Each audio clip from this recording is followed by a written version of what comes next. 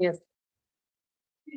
So Chair, you can start the meeting, but our applicant is out. He's en route, so it's up to you if you want to start now or maybe we can get through the minutes or. We have some preliminaries to go through. So, Let's adjourn the meeting. Start the meeting. Anyway,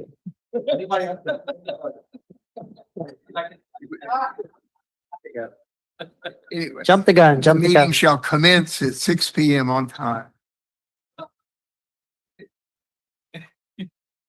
So we'll have a call to order and a roll call.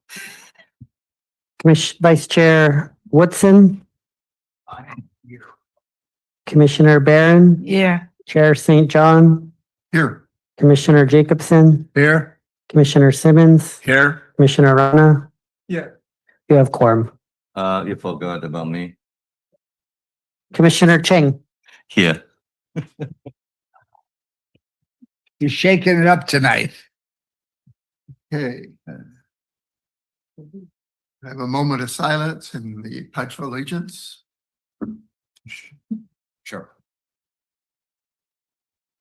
Vice Chair, was that sure that you would Yes, do I the think so. pledge? Okay.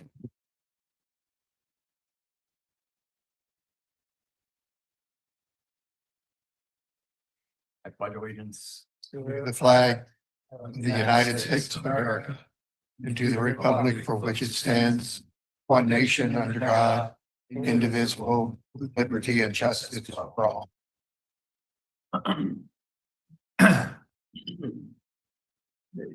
Item 3, special announcements. No, item 4, special announcements and communications from the floor. We have none, Chair St. John. Okay, Do we have anybody online?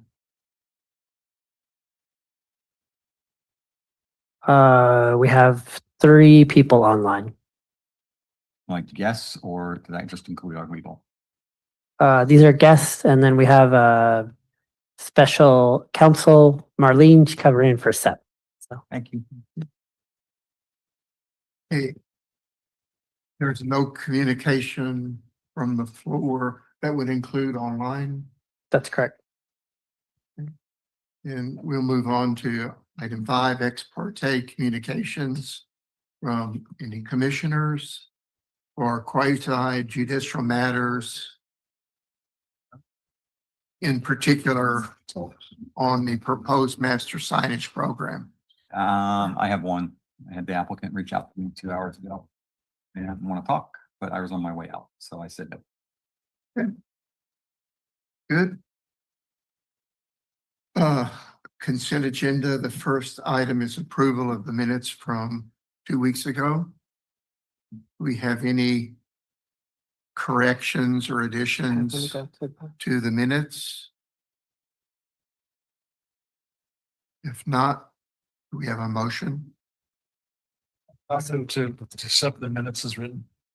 I second. Vote? I'm sorry, I didn't catch the first and the second. Go ahead. Who was? Ends. Sorry. Commissioner Simmons moved and Jacobson second? No, That's Vice fine. Chair did. I don't, Vice it Chair. doesn't matter.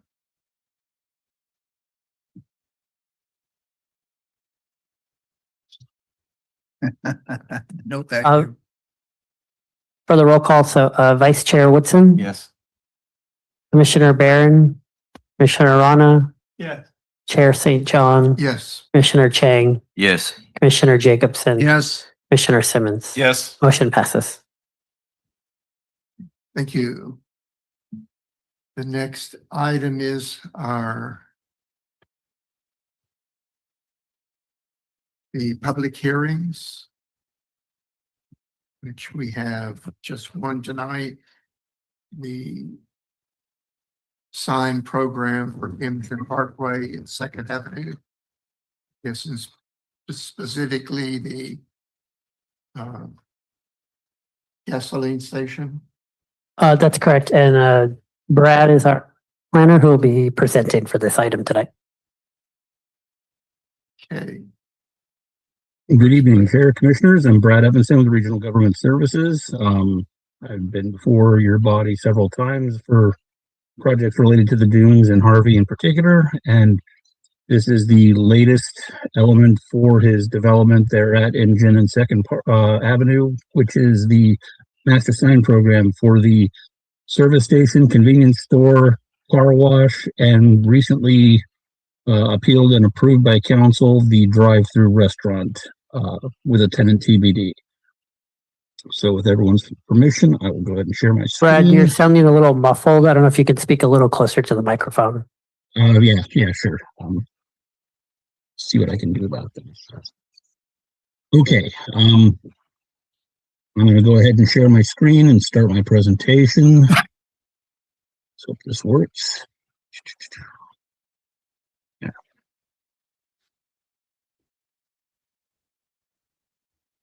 Okay, can everyone see the presentation?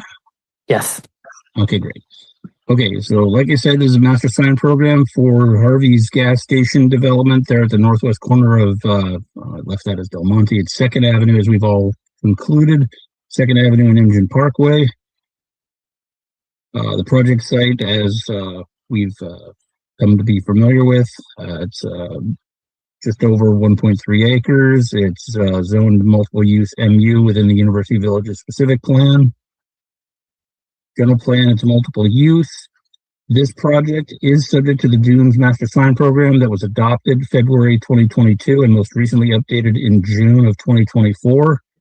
Page 29 of the Dunes Master Sign Program does allow for proposed non-conforming signs to be reviewed by the Planning Commission, which is why we have the Master Sign Program before you tonight. This is the site plan that accompanied the set of plans that were included in your packet.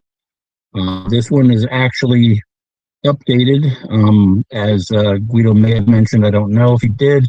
The applicant, in response to reviewing the draft conditions of approval and reviewing the staff report and hearing the concerns that were expressed, made some late revisions to the plan. The site plan, no drastic changes except cleaning up a few things. But this is the functional site plan. All the red dots are the different signs that we will go through. And we will go ahead and review what those are. And when the applicant does get online, he'll be able to better go over the changes that he has made relative to what was included in your packet. And we'll go on from that point. The first sign, A1, this is the primary sign for the development, the extra mile convenience store sign. As you can see, it's located on the building facade over the entrance to the convenience store. And that is obviously by design.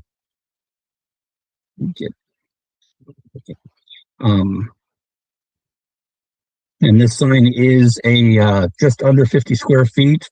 And this is the standard design for the extra mile convenience store branding that is consistent with Chevron. Many Chevrons use that particular branding, and that's what this one is.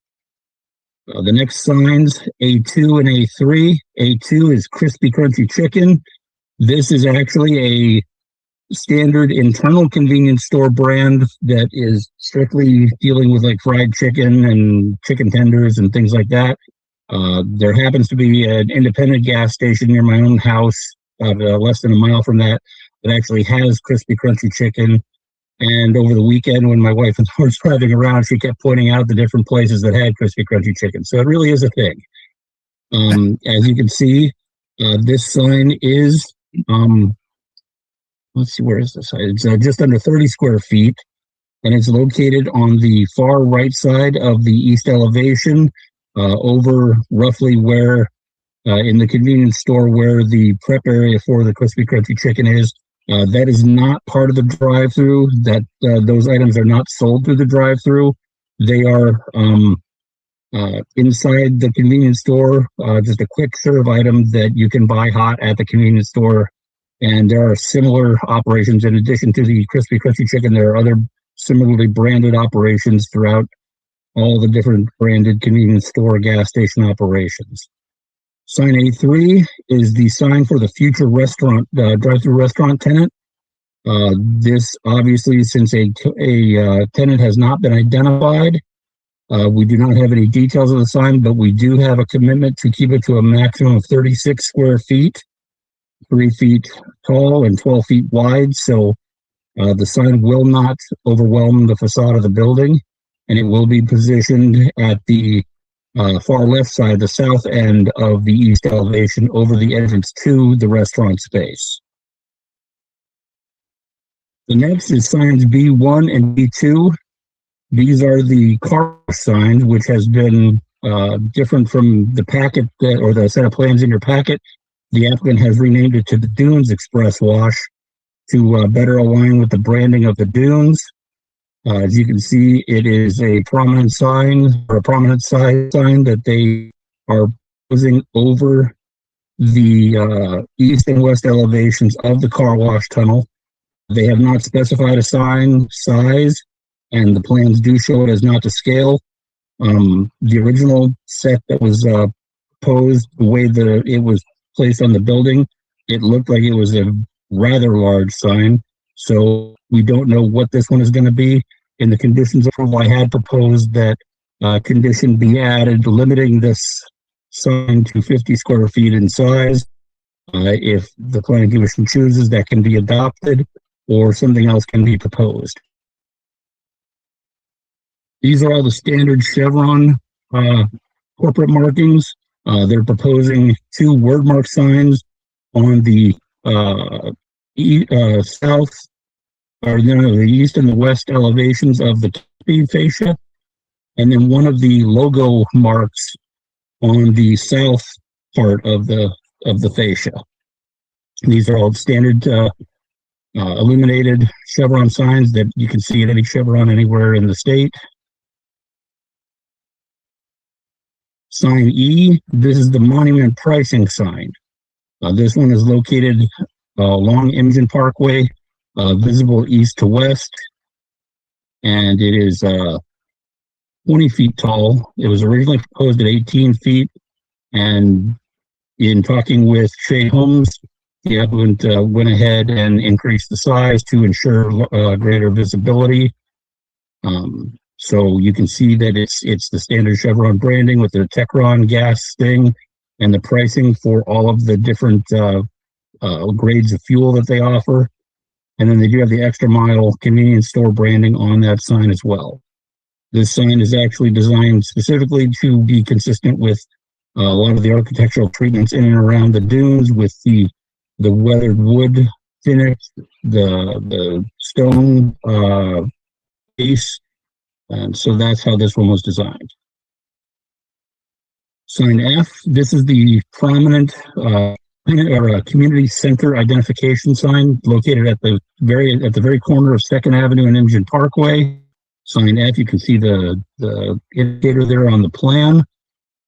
This would be 22 feet tall. Again, this was originally proposed at, I believe it was 18 feet, and it has been increased to 22 feet.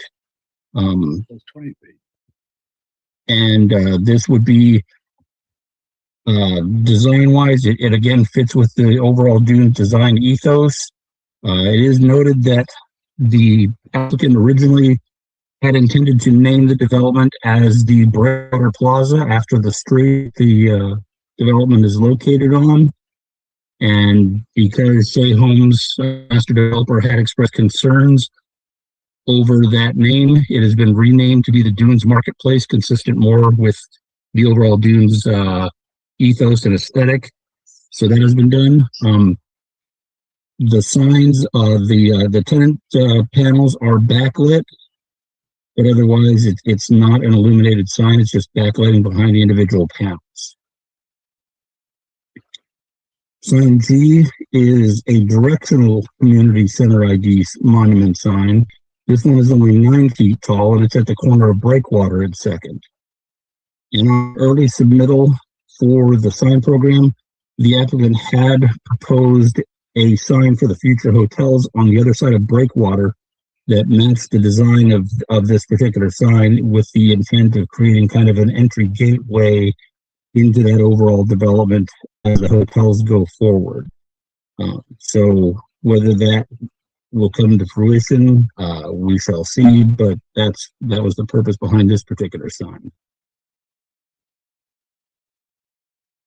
Okay, this is actually signs H1 and H4. H1 is it's two sets of double-faced signs, exit only and do not enter. These will be positioned in the mini site plan on the left. You can see that that's at the exit point of the drive-through lane. So obviously facing out would be do not enter, and facing into the drive-through lane would be the exit only. The other one is on the right-hand mini site plan. That is at the exit point of the car wash tunnel. And then sign A is the stop sign. That's out at the corner or at the very end of the way from Engine, where it connects actually Engine Parkway. So that's what that one is. Signs H2 and H3. H2 is the infamous custom no right U-turn that was established or was recommended from the Kimley Horn traffic study that was done for the drive-through, and that would be located up on breakwater west of the driveway entrance into the site. The determination was made that it would be a half step above impossible for any car short of like a Miata or a Mini to flip a U-turn coming eastbound on breakwater to enter the drive-through lane. So the determination was made to, instead of encouraging people to make a 3-point turn in the middle of the driveway, to place the no U-turn sign there, and then encourage people through on-site typing and signage within the parking lot to encourage them to enter the site, circulate around the gas pumps, and then enter the drive-through lane more easily from the east of the east side of the parking lot. And then sign H3 is the directional leading to the entrance of the car wash. That's down at the far corner of the development at the entrance to the car wash lanes. And you can see that in the mini site plan on the upper right of the screen. Concerns that were raised by staff and others, both from the master developer and from staff, and from planning commissioners too. There have been concerns expressed that there were too many signs posed for this development, particularly with the car wash. And there were also concerns noted that the original sign that for the car wash that was included in your packet was not consistent with the dune's colors, materials, and finishes. The applicant has eliminated 2 of the 4 signs that were originally proposed for the car wash and agreed to redesign the signs to be more consistent with kind of the coastal California aesthetic with weathered browns, blue grays, and that sort of development aesthetic. The master developer expressed concerns that the proposed name for the development was not consistent with their naming conventions, and the applicant did rename the project. The master developer expressed concerns that signs F and G were not appropriate for development as they did not consider it to be a traditional multi-tenant commercial retail center. Staff also expressed similar concerns about whether signs F and G were larger and more intensive than was necessary for the scale of the project development. From the Planning Commission, there were questions raised regarding visibility and readability of signs along Engine Parkway. In looking at that question, I have no way of being able to run a simulation to see how visible signs might be to traffic with the variables of whether there's a bus or a truck or something like that. It's really difficult to make that assessment. Also questions, were there visible entrance signs to the development? Not exactly, but with the community signs, it does identify where the community is or where the shopping center is. Were there parking signs on site? Yes, there will be parking signs on site. The signs for the EV chargers, there'll be signs for the disabled parking, and we will have a striping plan as a condition of approval prior to opening of the business, finalizing the inspections, that the applicant has to submit and get approved and then install a comprehensive on-site signage and striping program with directional arrows, labels for which way driveway or the drive-through, directional signs on the pavement to direct traffic to if they want to go eastbound on Imogen Parkway instead of westbound and directly on I-1, those sorts of things. There was a question about whether there could be a 3D simulation developed to show the signs from the point of view of both Imogen and Second, and that would be a question for the developer. There were also questions regarding the phasing of the installation of the signs, which signs were critical to operations, when would they be installed, and then how would future amendments be addressed? Would they be staff level or would they be through the planning commission? Questions regarding signs F and G. Is the development a multi-tenant development? Given the building and on-site signage, is sign F justified? Similarly, is sign G justified? Given the grade difference from Imogen Parkway to the site, why does sign E need to be so tall? And could signs E and F be replaced with a low monument sign that had required info such as pricing and the minimal tenant identification, such as shown in this image here that was taken from Chevron in Monterey at 2400 Fremont Boulevard? There were questions submitted regarding the justification for the crispy crunchy chicken, the future drive-through details, whether there would be any details for the menu board, what future signs might staff review versus planning commission review. Not having a tenant identified, we do not know what a menu board would look like. So what we have allowed for in the conditions, there should be anyway, is that the drive-through signage ultimately would be a staff level approval. We have for the building signage, we do have the limitations on size, height, and width. So that is easily a staff level approval. There's a place identified on the site plan for where a menu board would go. So then it becomes a matter of ensuring that the proposed design of the menu board meets with lighting standards. The speakers have noise suppression on there so that they don't violate the city's sound ordinance or noise ordinance. And at this point, the master sign program, the intent would be that future amendments to future sign changes likely would be staff level review. If there is a fundamental change proposed to the master sign program itself, because the planning commission is the approval body for that, that would likely come back to the planning commission. And then there were questions regarding the future fast food branding taking over the building. And then questions about how window signs and temporary signs might be regulated. And there was a request for a comprehensive visual simulation of all signage. That would be a question, that last one would definitely be a question for the applicant. In terms of window signs and temporary signs, those ultimately are deferred back to the master sign program for the dunes. And if the issue is not addressed there, then it would come back to the municipal code sign sections. And then again, page 29 of the Dunes Master Sign Program does allow for consideration of signs that do not fully comply with the Dunes Master Sign Program under the following circumstances. That the sign program, the draft sign program would encourage exceptional sign design and creativity. It would accommodate imaginative, unique, and or otherwise tasteful signage that is deemed to be within the spirit and intent of the sign criteria. And it would accommodate specific use or tenant requirements that cannot be reasonably met by other methods.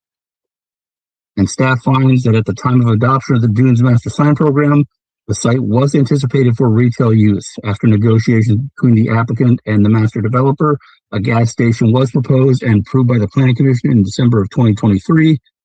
Due to the unique nature of the car wash on a prominent corner in the city of Marina, signage with visibility from Imogen Parkway is warranted for this master sign program. And with that, staff is available if you have any questions. Okay, thank you. Let's start. I think I want to start with Vice Chair. He had the largest number of questions and comments. Just cut to the chase. I think the first thing I want to understand is that part of the reason that we're here and driving this very quickly from a staff perspective is I'm trying to understand one of the reasons for getting this all done quickly and turned around quickly is that the construction schedule is being held up on long lead time material for ordering of the signs, and the signs must be in to be able to meet a launch date and opening date for the store. So I'm trying to understand, number one, which of these signs monuments has the long lead time material date on it? So that's the very first question I have, is kind of what makes these signs, which signs make the critical path? Because I don't think all of them are the critical path item.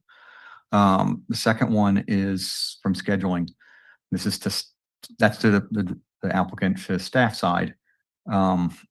Today, as we go through this discussion, if we get to a point where we can't come to a decision or reach a point of agreement on certain parts of this, can we split this off into two areas and approve a certain set of signs so that the applicant can go ahead and begin on those, but then come back to some of the other ones at a future date if we can't reach an agreement on that? And then the third question, and I'll leave it at that for now, is one of the things that's sitting on the revised drawings, and this is why I'm asking all this, is that we had a set of drawings, and now we have a set of revised drawings. And just like the last time we were here on this, we got a set of drawings and revised drawings for the window.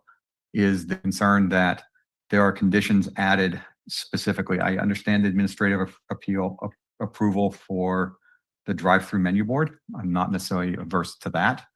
I do think that some of the other areas, such as the potential future price sign that is on 2nd Avenue, that is not something that I am willing to allow for administrative approval. I think that is a very visual sign, and that overall this gas station, to the applicant's benefit, is likely to be the #1 visual gas station in the entire city of Marina, period. I don't think there'll be another one that's built that has a more relevant, important place visually.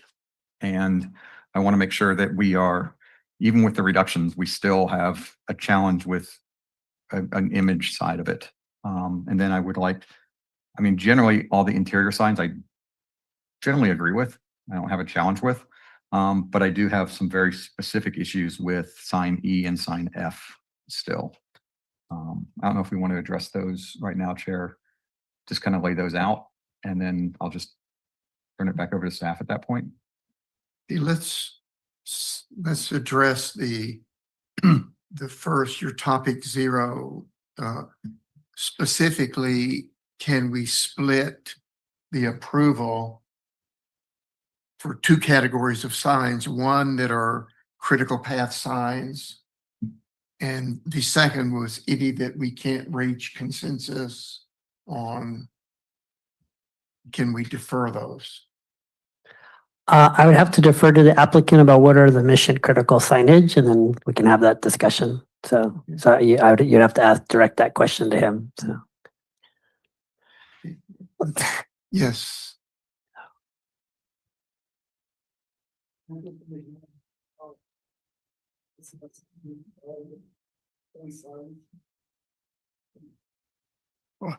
Okay, thank you very much. Okay. Regarding which one is critical, which one is not, actually all the signs are critical. The reason the GC, general contractor, has to build now, because if the planning commission approves today, then we have to go through the building department. Building department will take a time.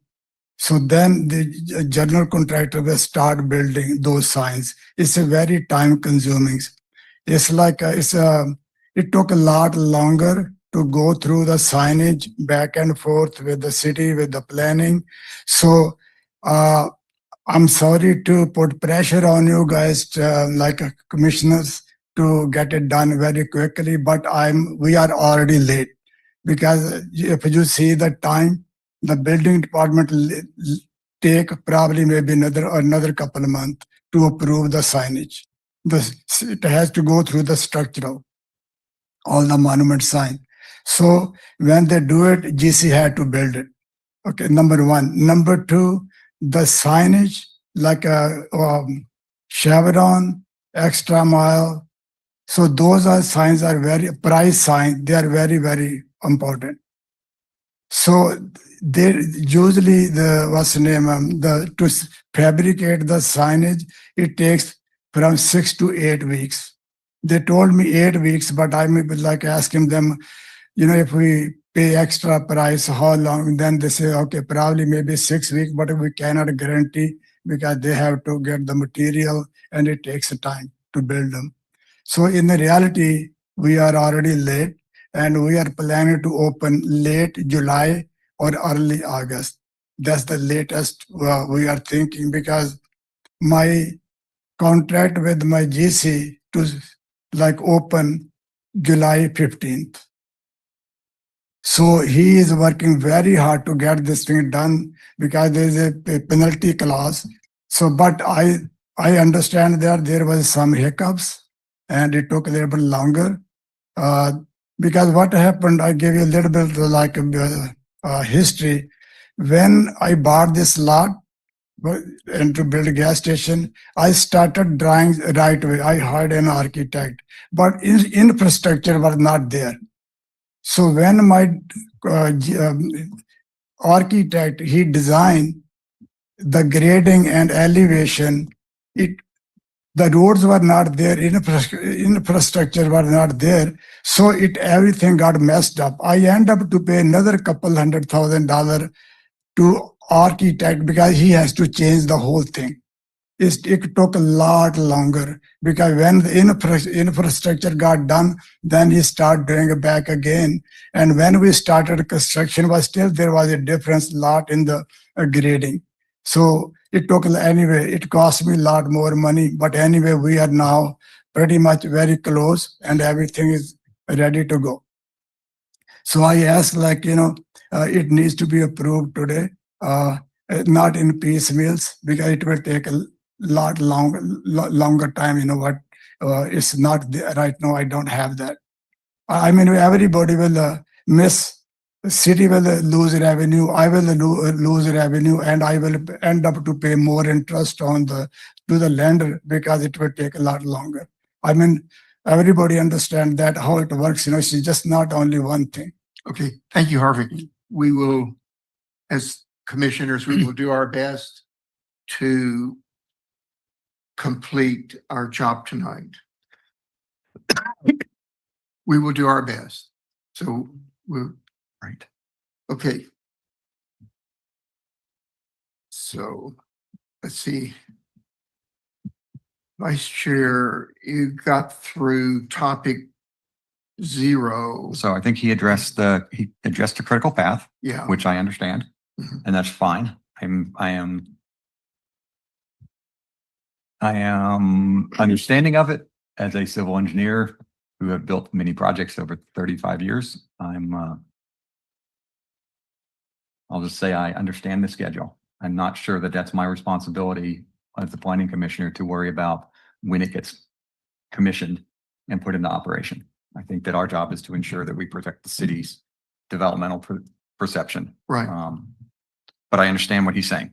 I think that addresses the lead time issue, and then it addresses the partial approval timeline. approval, right. So, and I guess that technically that's the backlog scheduling, because that fits into it and that combines with that. And then he said he is not willing to accept the deferral process. So it's fine. We'll just sit here until we get it all approved tonight. Okay. Or not. For your list of comments and questions, you want to continue? Or? I'm going to defer to the, I don't want to monopolize the rest of the commission, but I'll defer to the other commissioners on how to fit mine in to theirs, because I don't want to deprive them of being able to raise points and issues. Okay, thank you. Commissioner Barron, you had a very short list of concerns. Yeah, which the speaker mentioned. The speaker mentioned some of them. I don't think I got all the answers. I understand that there will be parking signs. I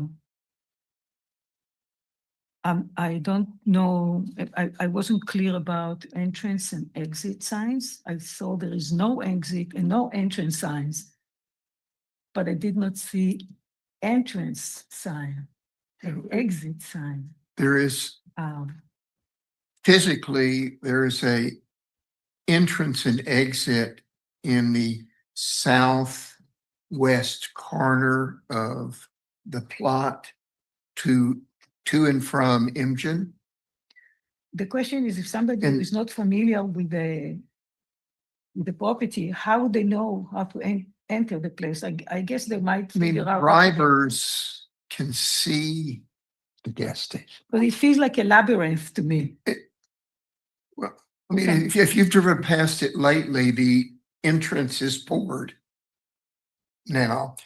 And the elevation of engine, we'll call it 0, and the elevation of the station is maybe plus 5 feet. Is that about right? So it's maybe 8 or 9 feet. So when you're driving on engine, you're gonna see that driveway if you're properly watching. And you will see a big dirt wall before the driveway. There's only one way to get up that hill, and that's the paved area. Okay. As I requested in my last question, I would really like to see, Vice Chair called it simulation. I called it 3D to understand what we are looking at, because the feeling is that there's going to be so much going on visually that it's almost a sense of a circus area, or with all the signs, its sizes and colors and fonts. So I would really appreciate if I could get a feel when I drive through, what do I see in the speed that cars move there on Imaging, or as they enter Breakwater. So Commissioner Barron, Brad, can you pull up signs E and F? Because those will be the two signs that people will primarily see on IMGen. And then show sign G, which is the one off of Breakwater. So Commissioner Barron can see. So this is sign E. This is as you're, and then just to help out the commission, I did print off the site map. I did put that on all of your dais. There's a map that shows. So sign type E, that's the one as you're heading west down IMGen, heading towards Highway 1. And then if you want to show sign F, Brad. Sure. And sign E is a double face sign, so it's visible from both east and westbound IMGen. But yes, it is on the it is on the westbound IMGen side of the street. Here's sign F. This is located. So again, Commissioner double Barron, face that's at the sign. corner of Second and IMGen. That's what you'll see right at the corner. And it's not particularly a sign advertising the fuel station. Dunes Marketplace would have nothing really to do with Chevron gas or the Chevron car wash. And then I would Brad, actually if you want defer to to show the her. applicant on that. Pardon me? I believe the applicant does have intent to put at least some of the businesses included in there, including the car wash. They've shown, the applicant has shown the car wash listed on one of the tenant panels in a previous version of this. So I would defer to the applicant as to what businesses they envision being on these tenant panels, because it could very well be that they have just a generic Chevron panel without the logo, just to match the aesthetic of the font and the text on the panels. But to have like the Chevron, the car wash, the crispy crunchy chicken, the extra mile, they might very well put all of those on there. I do not know, but previous versions did show some of the car wash on there anyway. So I would ask the applicant. We have the applicant here now, so he can address that right now. So, Commissioner, the Dunes Market, actually, that's what I discussed with the Shea Homes. I asked him what you guys like, and they say anything with the dunes will work.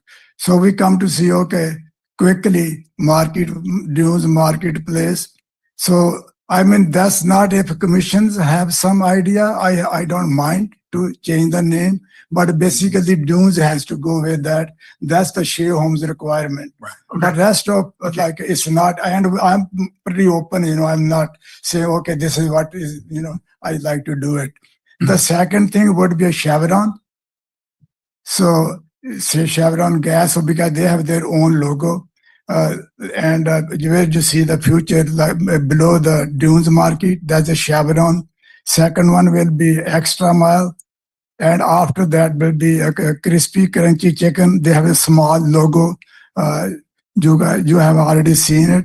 Below that be a car wash. And after that, there will be any like a QSR or sandwich place, whatever comes, that will be after that. I mean, below all the way. And last one, the master developer, he recommends that we should have to have the hotel signage. So people can see driving on Imogen that there is a hotel behind it. But in the meantime, it will be stay empty. But that's the plan is because the hotel won't, I mean, it will be visible, building will be visible, but the entrance, they will see, okay, this is all you can go from there, So that's what was his suggestion. I did not add in the beginning, but now we added after his recommendations. Okay, thank you for the clarification. Yeah. I have a couple comments about that.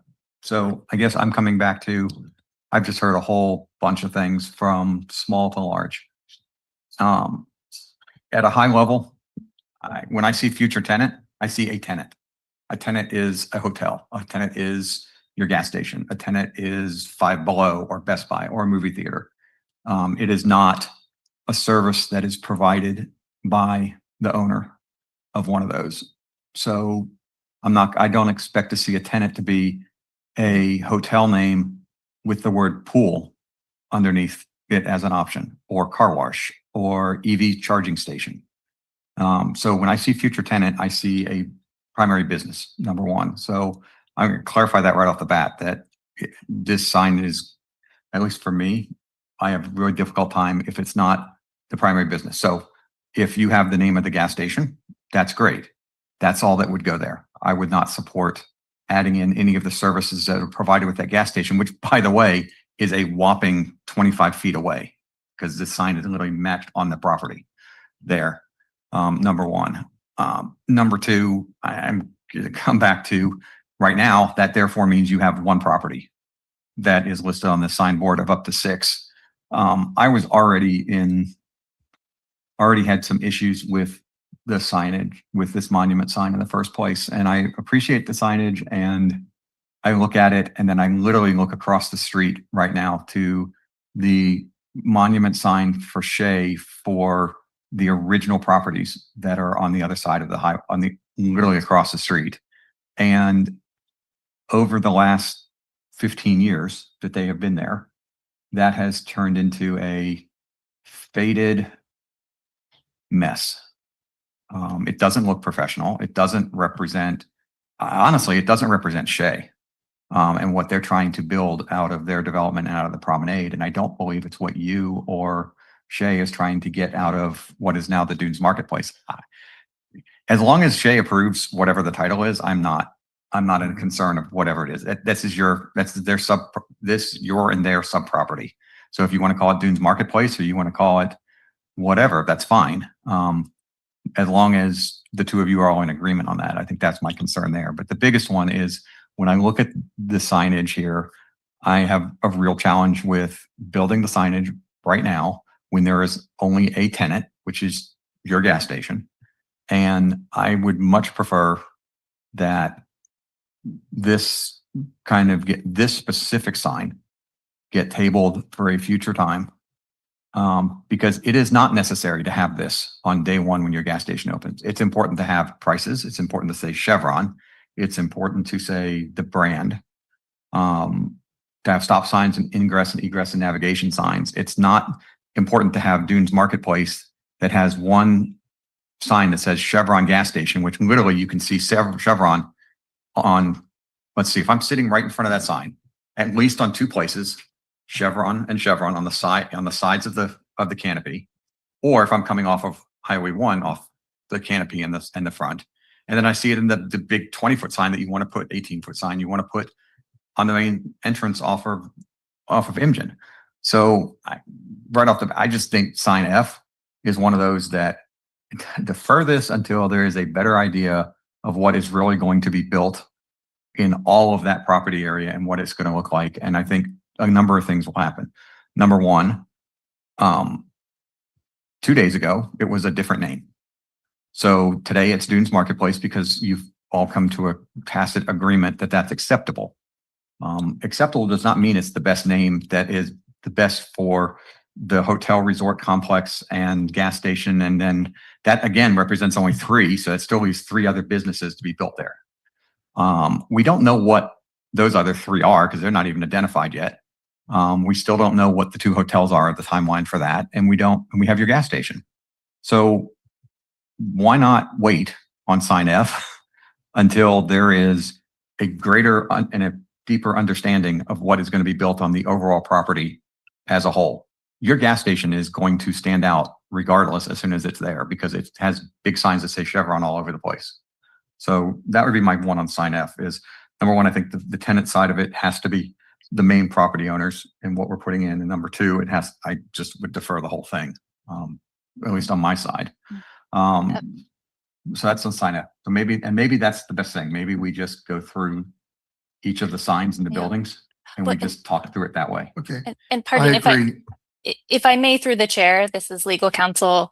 I believe we're still in the period of commissioner questions, and then we need to open public hearing or sort of to allow for public comment before moving on to debate of the item. So, Right. Okay.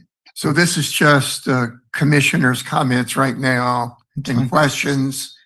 And I think it's prudent to include the applicant when we discuss these questions so that we understand where he's coming from also. And we can open public comment as soon as we get through the commissioners. Totally fine with that. Okay. And so we won't go sign by sign, but we can do the major comments right now. And then we'll open public comment. So yes. Okay. So I was with Commissioner Barron. And yeah, okay. So next we'll go to Chair St. John. I was hoping to finish my answer to Commissioner Barron. She wanted to know how it would look. We didn't get a chance to look at sign G. Is it possible we can answer that before we proceed? yes. So Brad, if you want to show sign G. There we go. So Commissioner Barron, this is at the corner of 2nd and Breakwater. This is the sign. I think we will table that one. Okay. Right now, because that's very much in line with the sign F. This is another tenant sign, and I also have a very strong aversion to finalizing the tenant signs right now. Okay, sounds good. Even whether a 1 acre plus service station is really appropriate to advertise the little tenants, like a car wash. A lot of service stations have a car wash, but they're not justified as a tenant sign. Understood. Okay, so let's put that one back on the table Understood. and move on to Commissioner Chang. Chang. It's a hard name. Yeah, It's well, he's not here very often. Thank you, Chair.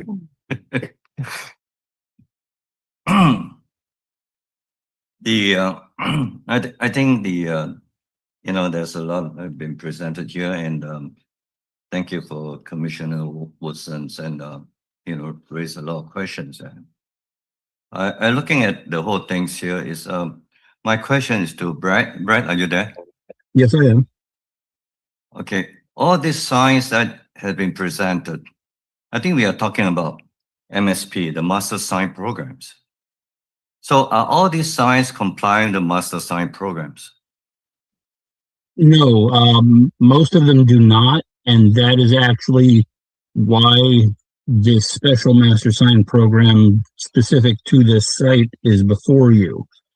As I noted previously, page 29 of the Dunes Master Sign Program does specifically clarify that signs that do not conform with the standards in the Master Sign Program itself, the Dunes Master Sign Program, those are subject to review by the Planning Commission.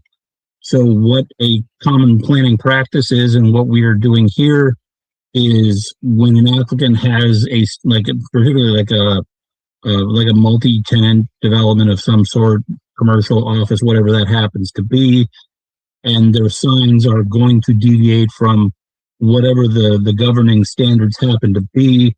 The practice is that they develop a master sign program for their particular site, their particular development, and they basically effectively specify what it is that they want or need and make as much effort as possible to comply with whatever the spirit of the governing standards happens to be, since it obviously isn't going to meet the letter of that regulation, and that's what we're talking about here.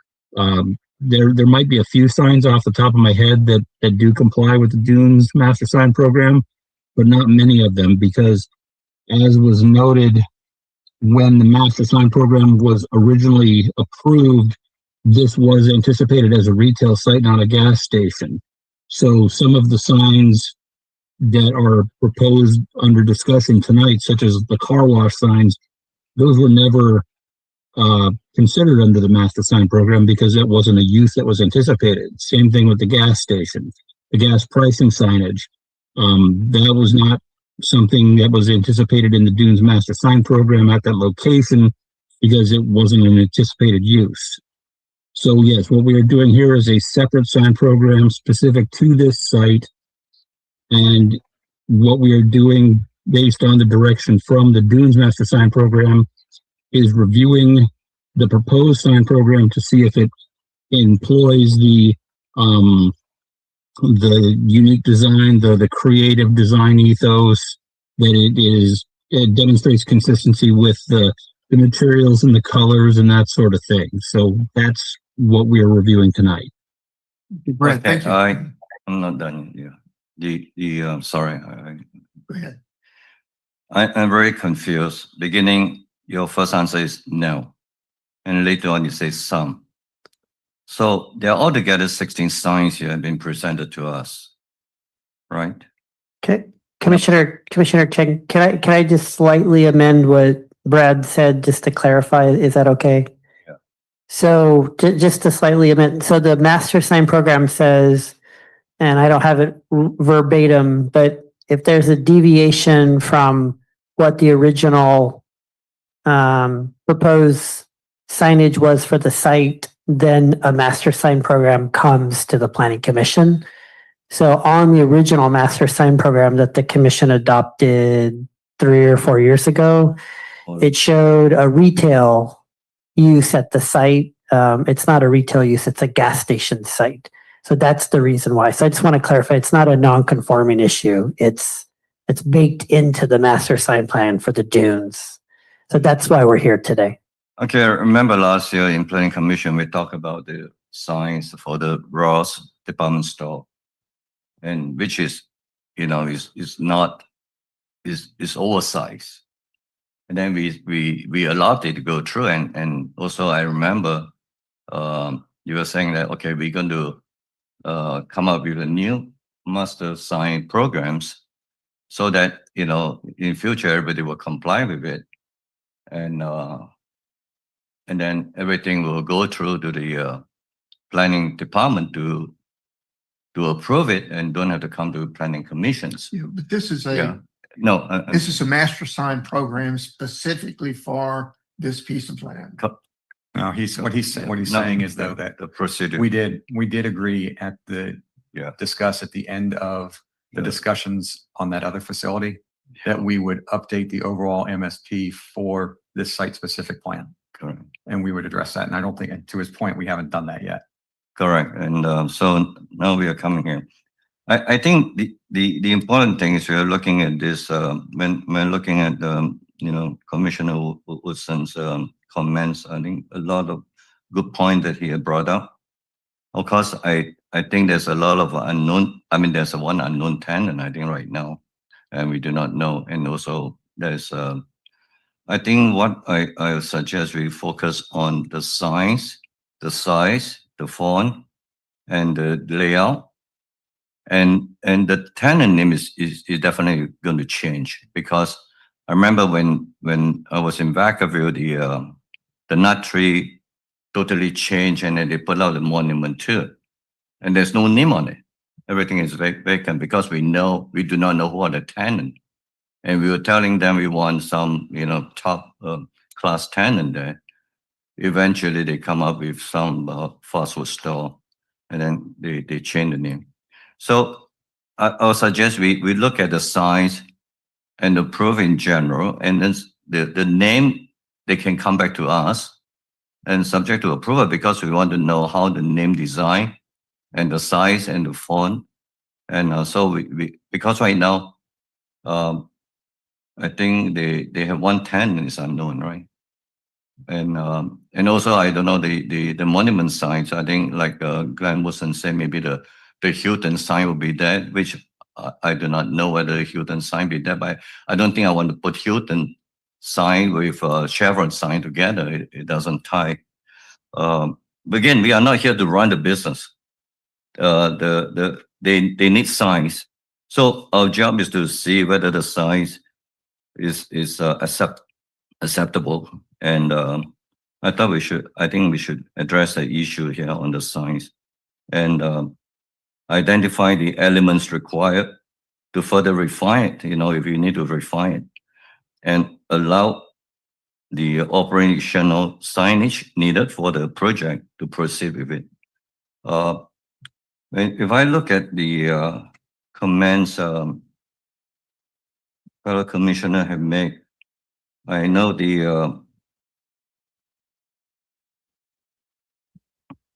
I don't know whether I read the email from Commissioner Woodson's, the unknown future tenant. I think that is something, a lot of signage, monument sign, I think they would not know who are the known tenant yet.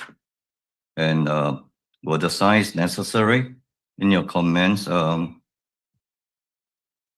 And I think we are not here to decide whether the business needs signs or how many signs they need. And the monument sign, yes, is a fair question to raise. And the crispy, crunchy signage, I think that is usually is a business decisions, and as long as comply with the sign regulations. And future drive-through sign, we do not know the tenant, but I think as long as if MSP govern the future signage and, is comply with the MSP, that's fine. And the visual simulations is helpful, but not necessarily required by the ordinance, correct? I'm sorry, what was the question? The visual simulations is not required by the ordinance, right? Currently, no. So, I think the gateway characters, I think appropriate design considerations, I think as long as we consider that. And let's see.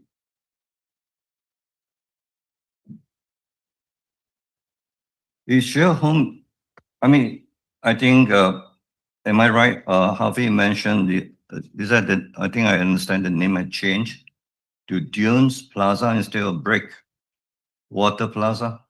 So before it was like a Breakwater Plaza, now it's a Dunes Market Place. Mhm. The main, on the top. So I'm going to answer a few more. If your commissioner allow me, I'd like to answer a few things. Harvey, they're still deliberating as a body. So it's probably better if Okay. they all get their questions out and then you can address them at that time. And then the attorney mentioned to the chair that at some point we do have to go out for public comment. So if you just want to wait a little bit, Harvey. So I agree with Commissioner Wilson's earlier saying that whether it's the Breakwater Plaza or Dune Plaza, as long as the agreement between you and Shareholm, that's your decision. What name you want to use. Right, Yeah. we're not Yeah. really open to argument about the name right now. So I think the important thing is whether this proposed signage appear or comply with the MSP. I think that's what we need to decide this evening. Right, And, and staff is elaborated on that it doesn't comply specifically with the MSP, but we, as the commissioners, can approve or comment on the dimensions and the materials because there isn't an MSP until tonight Okay, for this block. okay, that's good. that's correct. Thank you. Commissioner Jacobson. Thank you, Chair. As it relates to signs F and G, I don't know why we delay the construction of those, order the materials or anything like that. I think that if the applicant wants to put whatever he wants on those, it's okay with me. My hunch is that as time goes on, you'll want to replace that with the more prominent tenants. You may just want to put Chevron on there and leave everything else blank. But I'm okay with you constructing those and getting them in place. So as new tenants come in, you don't have to order that. The other thing I have a question is about sign E, which is pretty much the largest, brightest sign on the property. And I guess the question's for the applicant. That's now 20 feet high. And we talked about the sign like the Chevron on Fremont, but I think it's different. Is the reason that sign E is so high is so that it's visible from the Highway 1? Harvey? The intent, if people can see it. The driving cars, they go so fast they cannot see the sign, the letters. So all the font has to be a little bit bigger. So to make that space, we have to make it a little bit taller. And also Chevron do not allow any other signage next to their price sign. So that's the reason we have a sign F. So sign F is all the offering. Sign E. The sign is just like a price sign. I know, but it's huge. Because the bigger font has to be bigger and aesthetic has to be look good. That's the main key.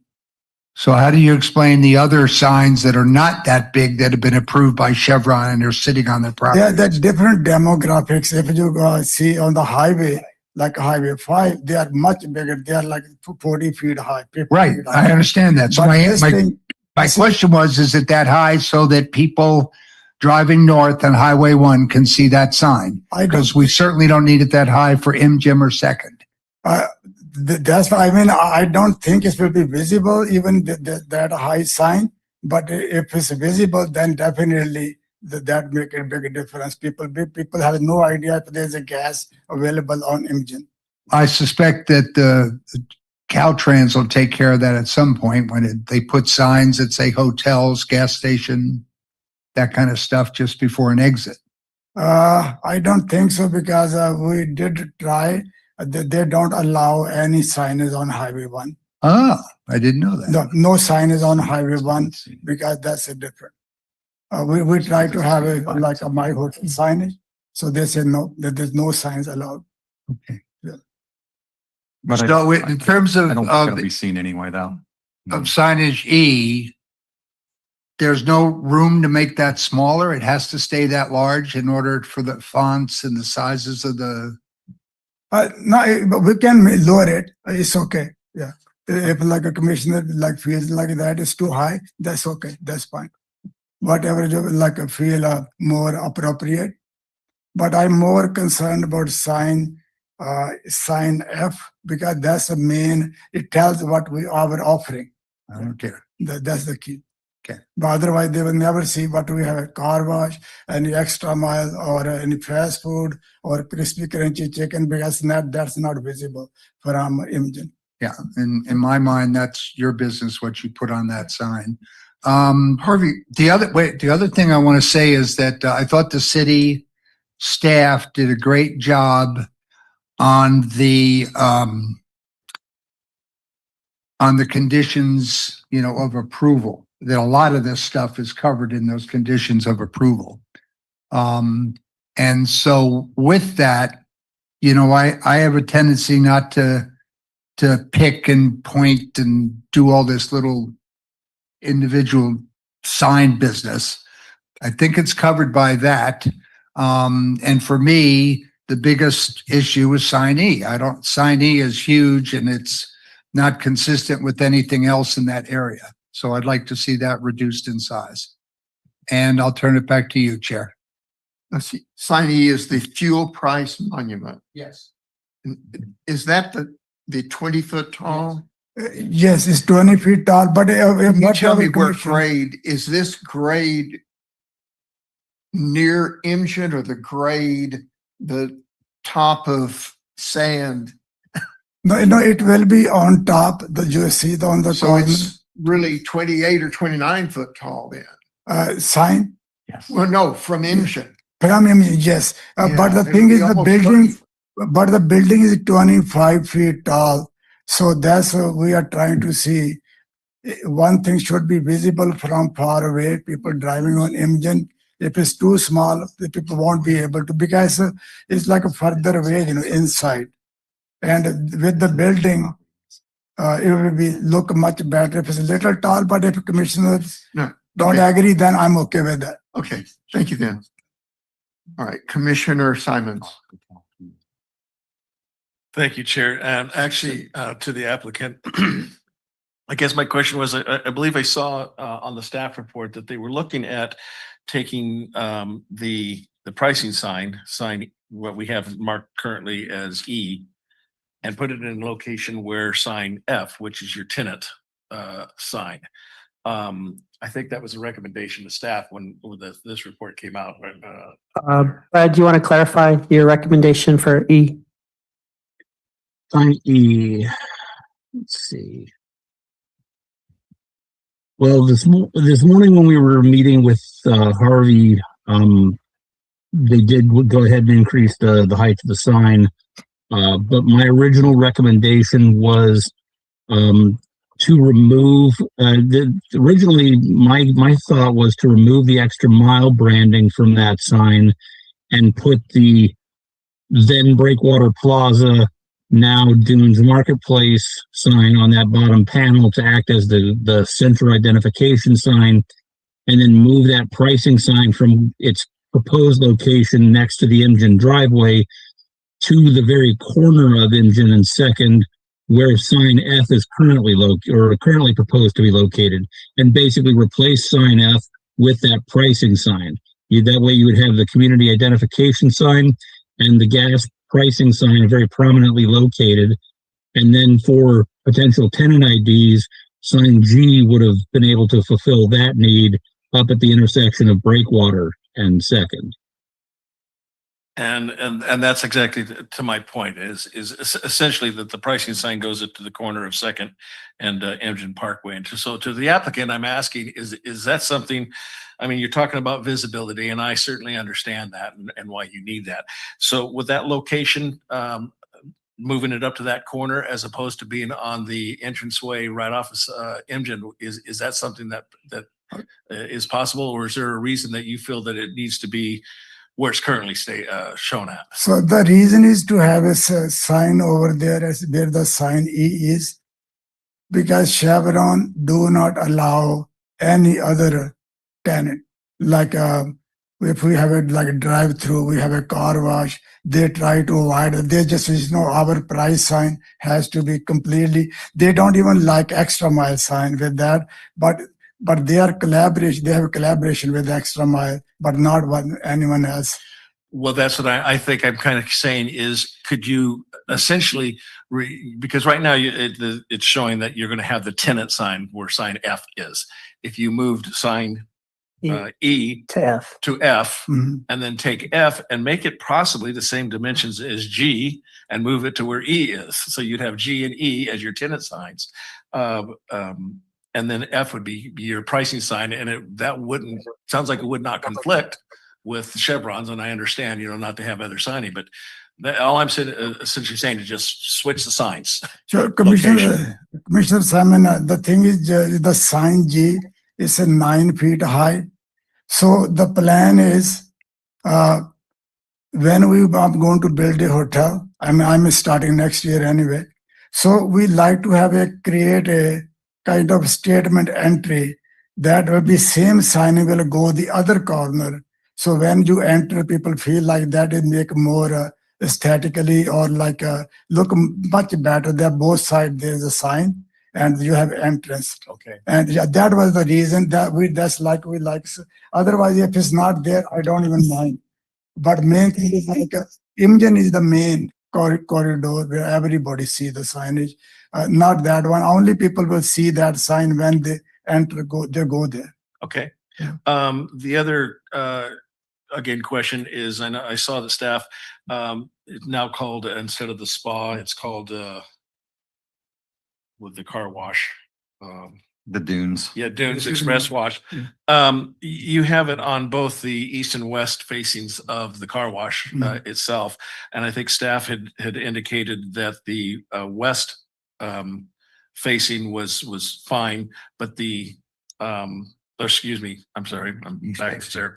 Yeah, the west facing was not needed and the east facing was fine. And as I kind of look at this, I kind of wonder too, you have the vacuum canopy there.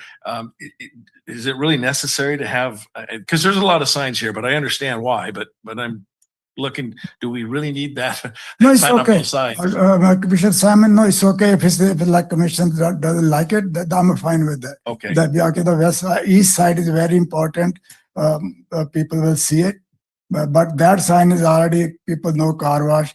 But one thing I'd like to mention that the car wash is not like a standard car wash that go with the gas station. It's a more kind of quick you see over in Walmart.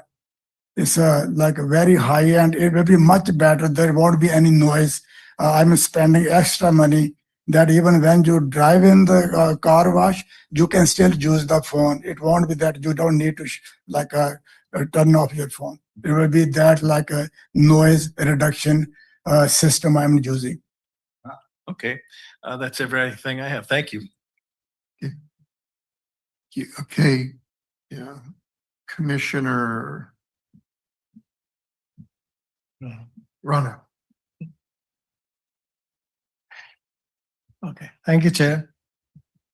All right, so after hearing the discussion this evening, I'd like to make some comments. The very purpose of having signage on the business, as we all understand, it is identification as to what is here, visibility from a distance, and directions, and if there are any safety issues. So that's the very purpose. We have this subject in front of us today.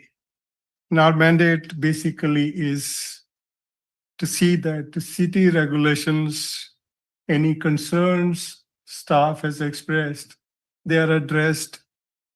Public concerns, if they are there, we've not heard public. So we address that.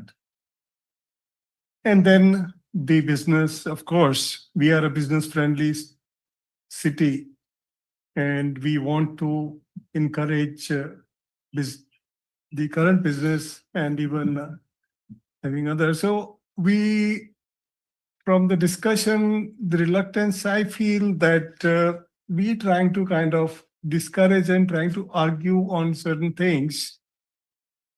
I heard the developer he's saying, when I read the agenda packet earlier, there were issues which the staff has raised certain concerns.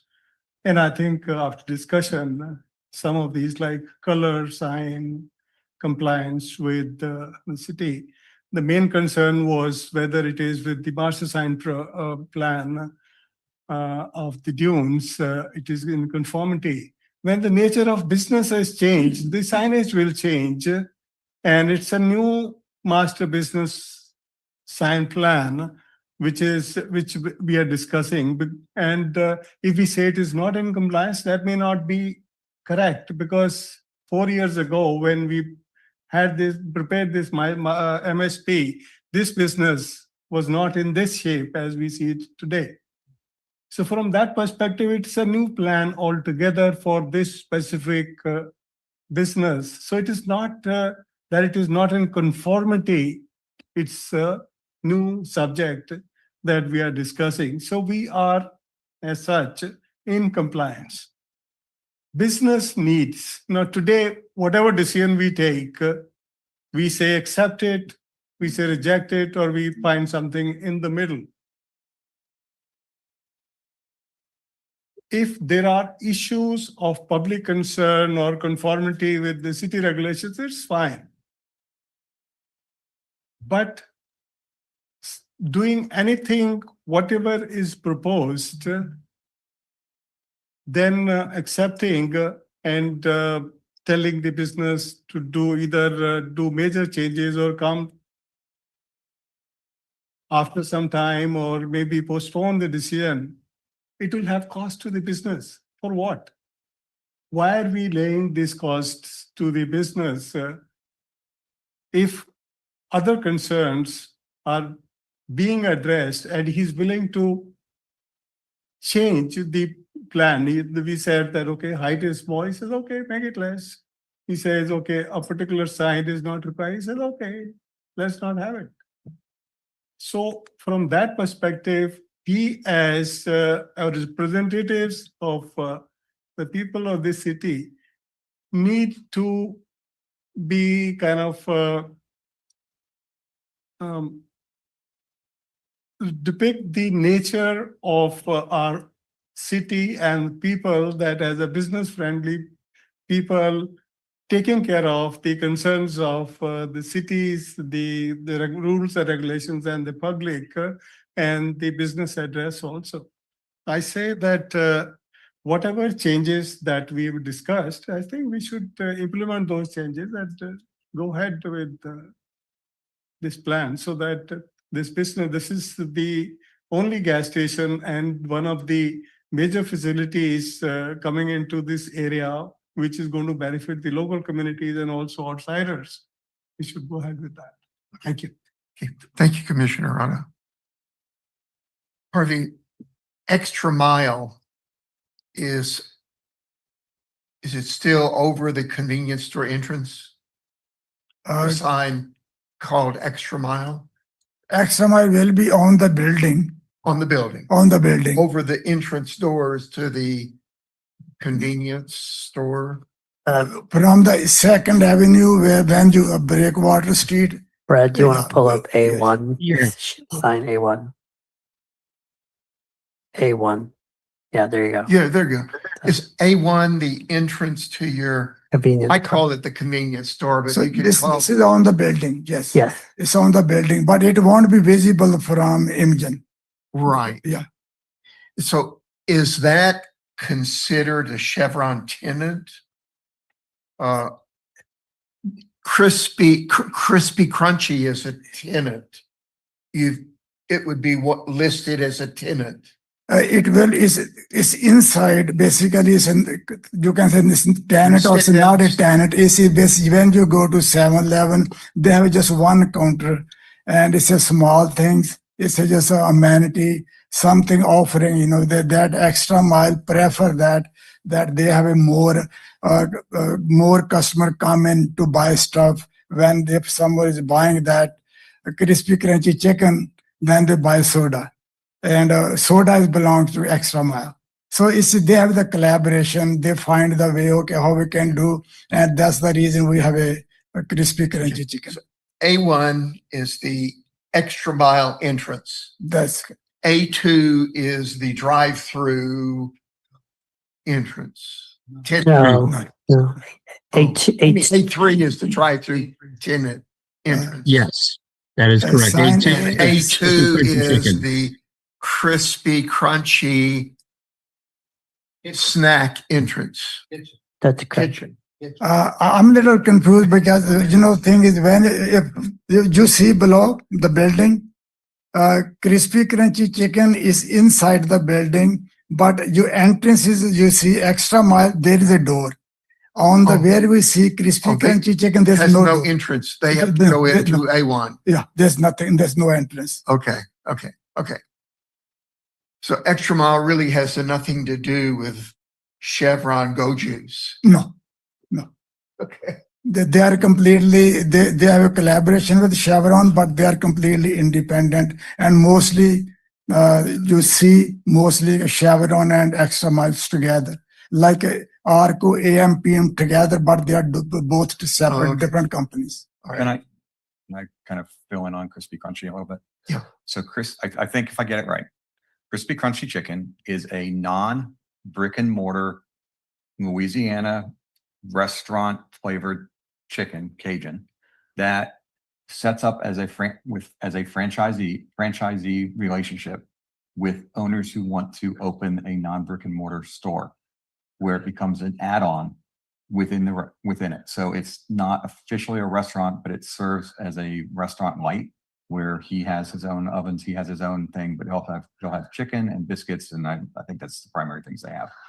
But it's literally it's a standalone franchise. It's not associated with Extra Mile. It is not an official partner of Extra Mile, like some of their other partner restaurants and other things that they will put into an Extra Mile store. So he's gone out and he's going to have a franchisee relationship with a non-brick and mortar restaurant food provider. And that's going to be in the center of the store. And that won't have the drive-in. And then he'll have to the Imogen side of the property, he's going to have a standalone, some type of takeout to go into your restaurant. We don't know yet whatever it is. We just know that there's going to be a door, there's going to be a window, there's going to be a drive-in, and there's going to be a sign. But we have no idea what the configuration of the inside is going to look like. So there'll actually be two franchises within the actual store that are selling food. Okay. And that's what makes it different and unique, because other restaurants and other gas stations and convenience stores don't have two separate franchisees as subtenants. Okay. I'm clear. All right. Let me open public comment now. Hmm.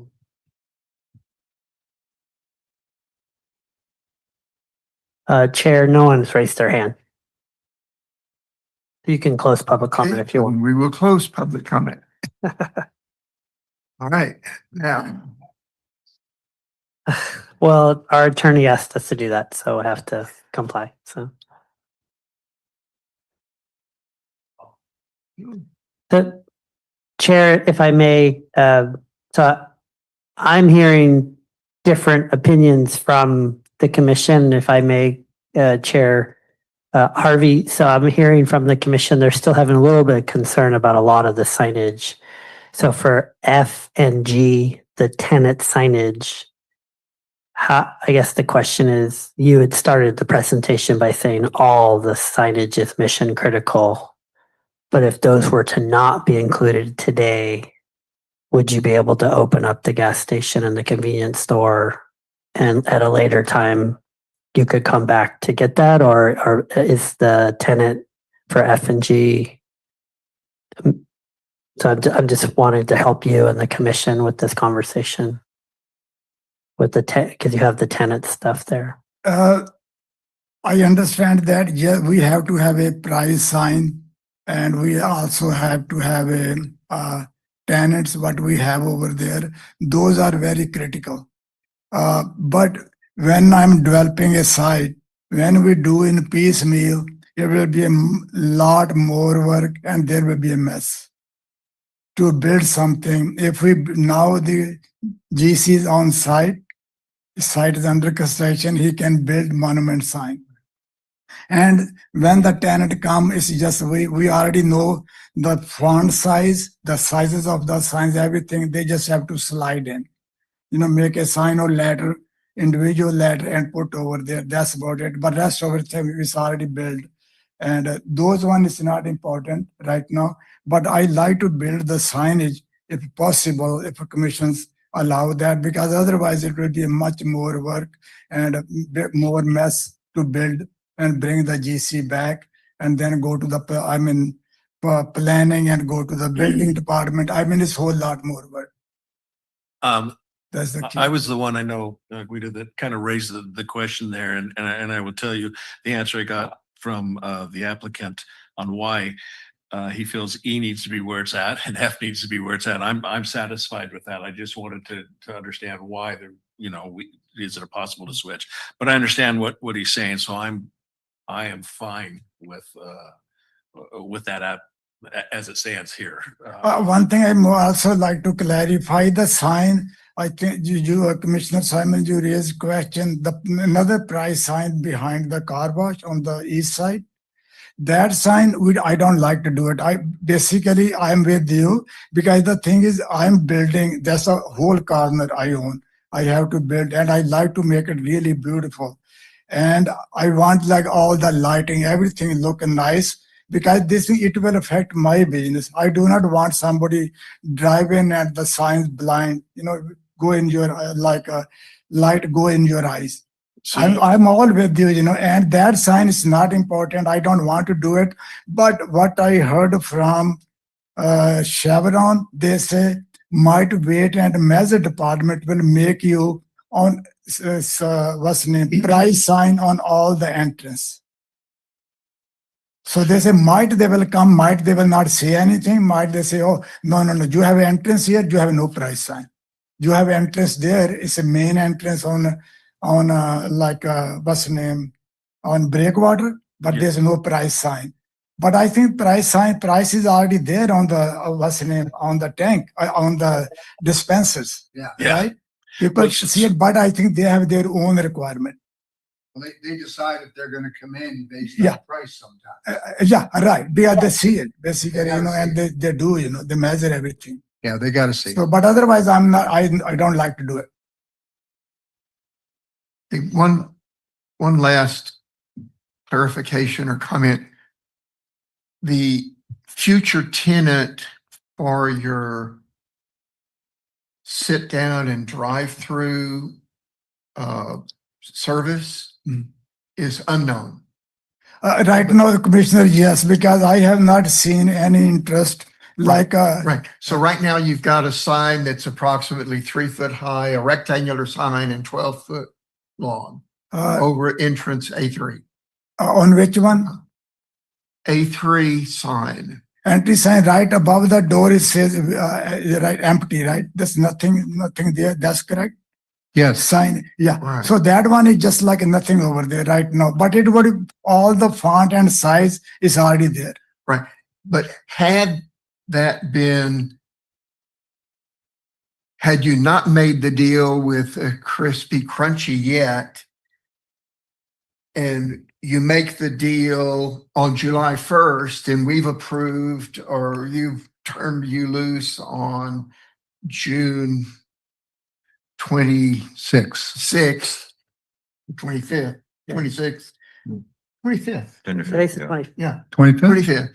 Then Crispy Crunchy would be kind of stuck with a 3 foot by, it wouldn't look like a fancy logo sign anymore. So no, Crunchy Crispy is completely on the right side. That's just not, there's no seating inside the convenience store. Right. I know that. Yeah. I know But that on the what's called A3 or A2, what's but the, that's a very distinct sign. that The sign? extra mile is a rectangular plain sign with fancy letters, but Crispy Crunchy is a distinct shape. It's a very small, just a logo. 6 Yeah, foot by if- 5 foot. if I could try and help.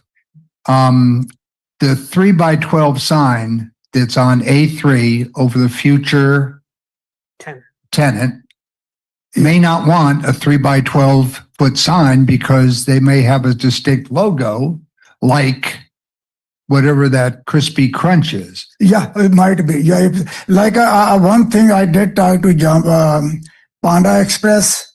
Panda Express, they said no, we don't want to lease. We like to buy. I'm not selling because it's a part Right. of that. So if I jump, Panda Express, that's I think Panda Express will fit in that thing. Okay. So this is like I just gave you example, or maybe Jamba Juice or Baskin Robbins. So those kind of things, They'll be okay. yeah, I think that will fit in that in the sign, that one. Chair, did I help or make that worse? I think what we will finish tonight is if all goes well, the sign A3 will be undefined. Yes, I repeat again, it will be, we know the sizes, but it's right, there's nothing over there. There will be empty space. An empty space. You Empty won't space. place an order for a empty sign to your sign contractor. No, he's not building those.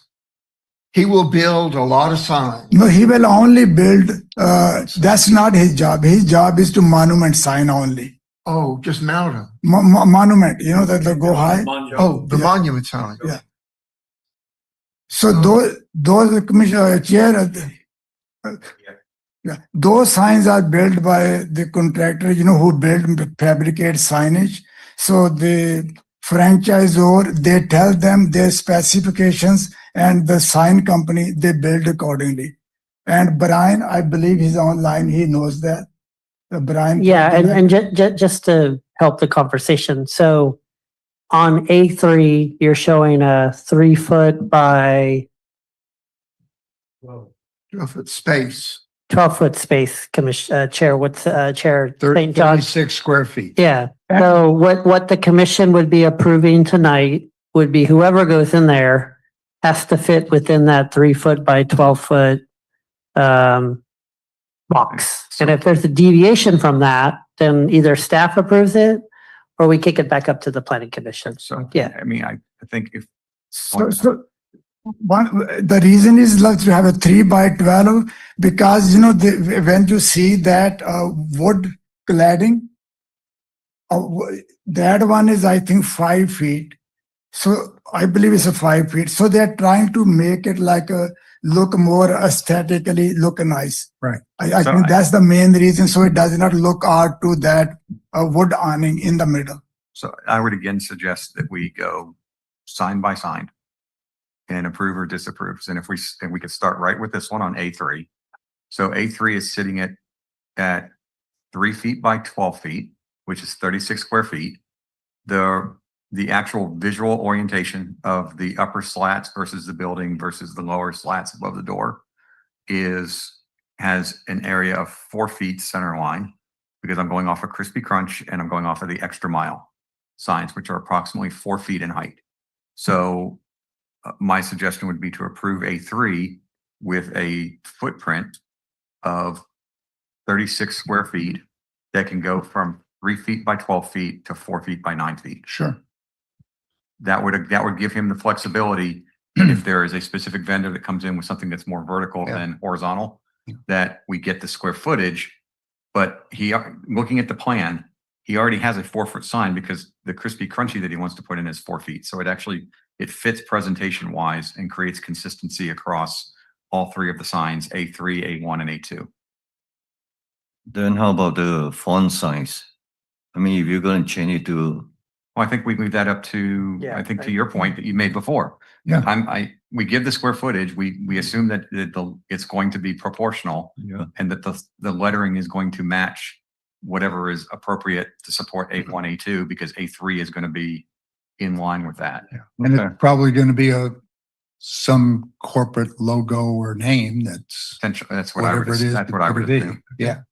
and that makes sense because I think all the size that they presented to us already with the dimension, with the font size, if you agree to it tonight and approve it, if any deviation, then they have to come back to us. Right, and I think Yeah. we approved the dimensions, Yeah. we approved the square feet. Yeah. That then turns it back over to an administrative issue that. Yeah. That it goes to the business and Yeah. what we don't get back into is we don't get back into our phone company that was on reservation that we sat around and discussed for 3 hours on the correct color, the correct color and text size, right? Right, yeah. I mean, we give that up to the developer Yeah. to figure out what's appropriate. I think we can group them too, can't we? For example, A1, A2, A3, the A signs. That'll Right. eliminate us, doing that 3 times. Say that again? Okay, I'm sorry. So in we can groups, go very quickly. Well, I think we through. just can, I think we quickly can go through it. Do we as a group agree with A1? Yes. Yes. Yes. Yes. 50 yeah. square feet, no problem. yes, So A2, A2, yes. Yeah. crispy crunchy, that's fine. my comment on Crispy Crunchy is only that, and I get it, but I think this, I'll just say it. I'm going to approve it. I'm not going to disagree with it because I think we're way down a path, but we're literally opening our gas stations up to having 2 sub vendors we're actually having 2 tenants within a 3rd tenant property. And we haven't done that anyplace else in the city. And I think we've already thrown the die and we can't back off on it because we didn't know what we were approving at the time. And I'm going to say that back to you, Harvey, that my frustration on the drive-through, the signs, going back to the original design, is that there have been so many changes to the footprint and what's inside, and they're so minor that, okay, they go to the planning office, you go work with the planning staff, and they make a change. And then they make another change, and then they make another small change. And then now all of a sudden we have 2 subtenants within your convenience store that if this had come to us with the original design a year ago, when we laid this out and you had said, hey, I'm going to break with tradition and I'm going to put 2 subtenant food vendors into my facility, we would have had this discussion at the time. And so you've been slowly making changes that have backed us into a corner. And so I'm going to support A2 and Crispy Cluck, but I'm doing it with the understanding that you have done this over and over again. And I'm very concerned that we don't continue that pattern anymore in the future developments that come in. So that's my comment. And I don't go ahead. So Commissioner, I understand that the frustration is not you. I think it's my fault because I was kind of concerned. Like I said in the beginning, I never like to do the gas station, but I forced to get this thing done. So I start looking, okay, how I can make it, because construction cost is so high. I don't want to put the number here, but if you see it, you see, man, how this guy will make this thing. Because even the new gas station, there are so many new regulations you have to follow. And I completely understand that. And I think we can move on. I talked about this the last time. Yeah. The fact is that we have a gas station that is a gas station. Yeah. And a drive and a car wash and 6 EV stations, which is funny at a gas station. And it's got 2 internal franchise food restaurants, one of which is a drive-through. So it's not really a gas station anymore. In fact, the gas station arguably is going to be secondary to a lot of things on this, the way you guys done. So you're trying to maximize your space with products as a business owner. If each one of these is a product line, and totally understand it. I'm just saying with anything else that comes before us, now that you know the concerns, please do not do this again. Sure, I will pay attention to that. So I'm fine with A1, A2, and then I think the recommendation I had on A3 was that it's 36 square feet. 36 square feet.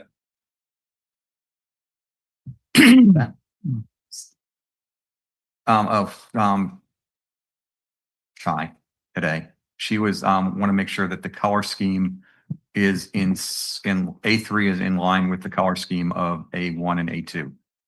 As well as the font. And the font. Yeah. So I think that was the other condition that my fellow commissioner would like to add into that, is just to make that as a note. And I can understand that if somebody came in there that had a unique sign, as long as it stays within those dimensions, but I think it needs to come back for approval and because that happens. I get that with. Well, staff, we can let staff do that. Yeah. If it's, well, we Yeah. trust, I think what we're doing is we're trusting him Yeah, that if it's not outlandish, Right. that yeah. it would. And I'm fine with that. Yeah. If they've got to come back with something that's, you know, like I said, So unique. just so we're clear, whatever the commission approves tonight, this will be the final standards for this site. If Yeah. if it goes off by 1 foot or 5 feet, that's kind of staff's determination. If it's a substantial change from today, we will have to bring that particular sign back to the planning commission. So just so that we're, Yeah. so I am. hopefully, Harvey, you understand that these are kind of etched in stone. And that if you're going to try to make significant changes, we will have to bring this back to commission. Yes, I understand that. So- Basically, the size, I'm not concerned. Only thing the logo, every franchise or have a different logo. So Yeah. that's the color that depends on which franchise comes. That- But that's size is fine. I'm That's okay with that. And I'm fine with it. And I would say to that, Guido, and this is to the commissioners, I guess my suggestion is that if there are more than 5 design changes or 5 signs that have design changes to them after this, that we would request that as a condition that it would be considered for coming back to the commission. That way there's flexibility, but it's not just carte blanche.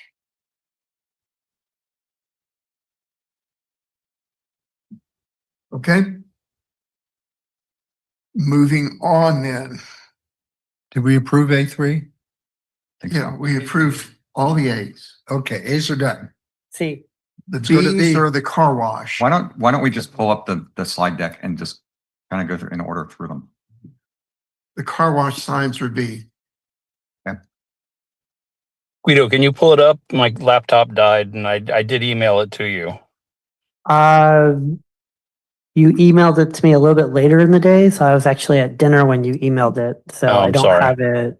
So you really. You want to? I think I did make school.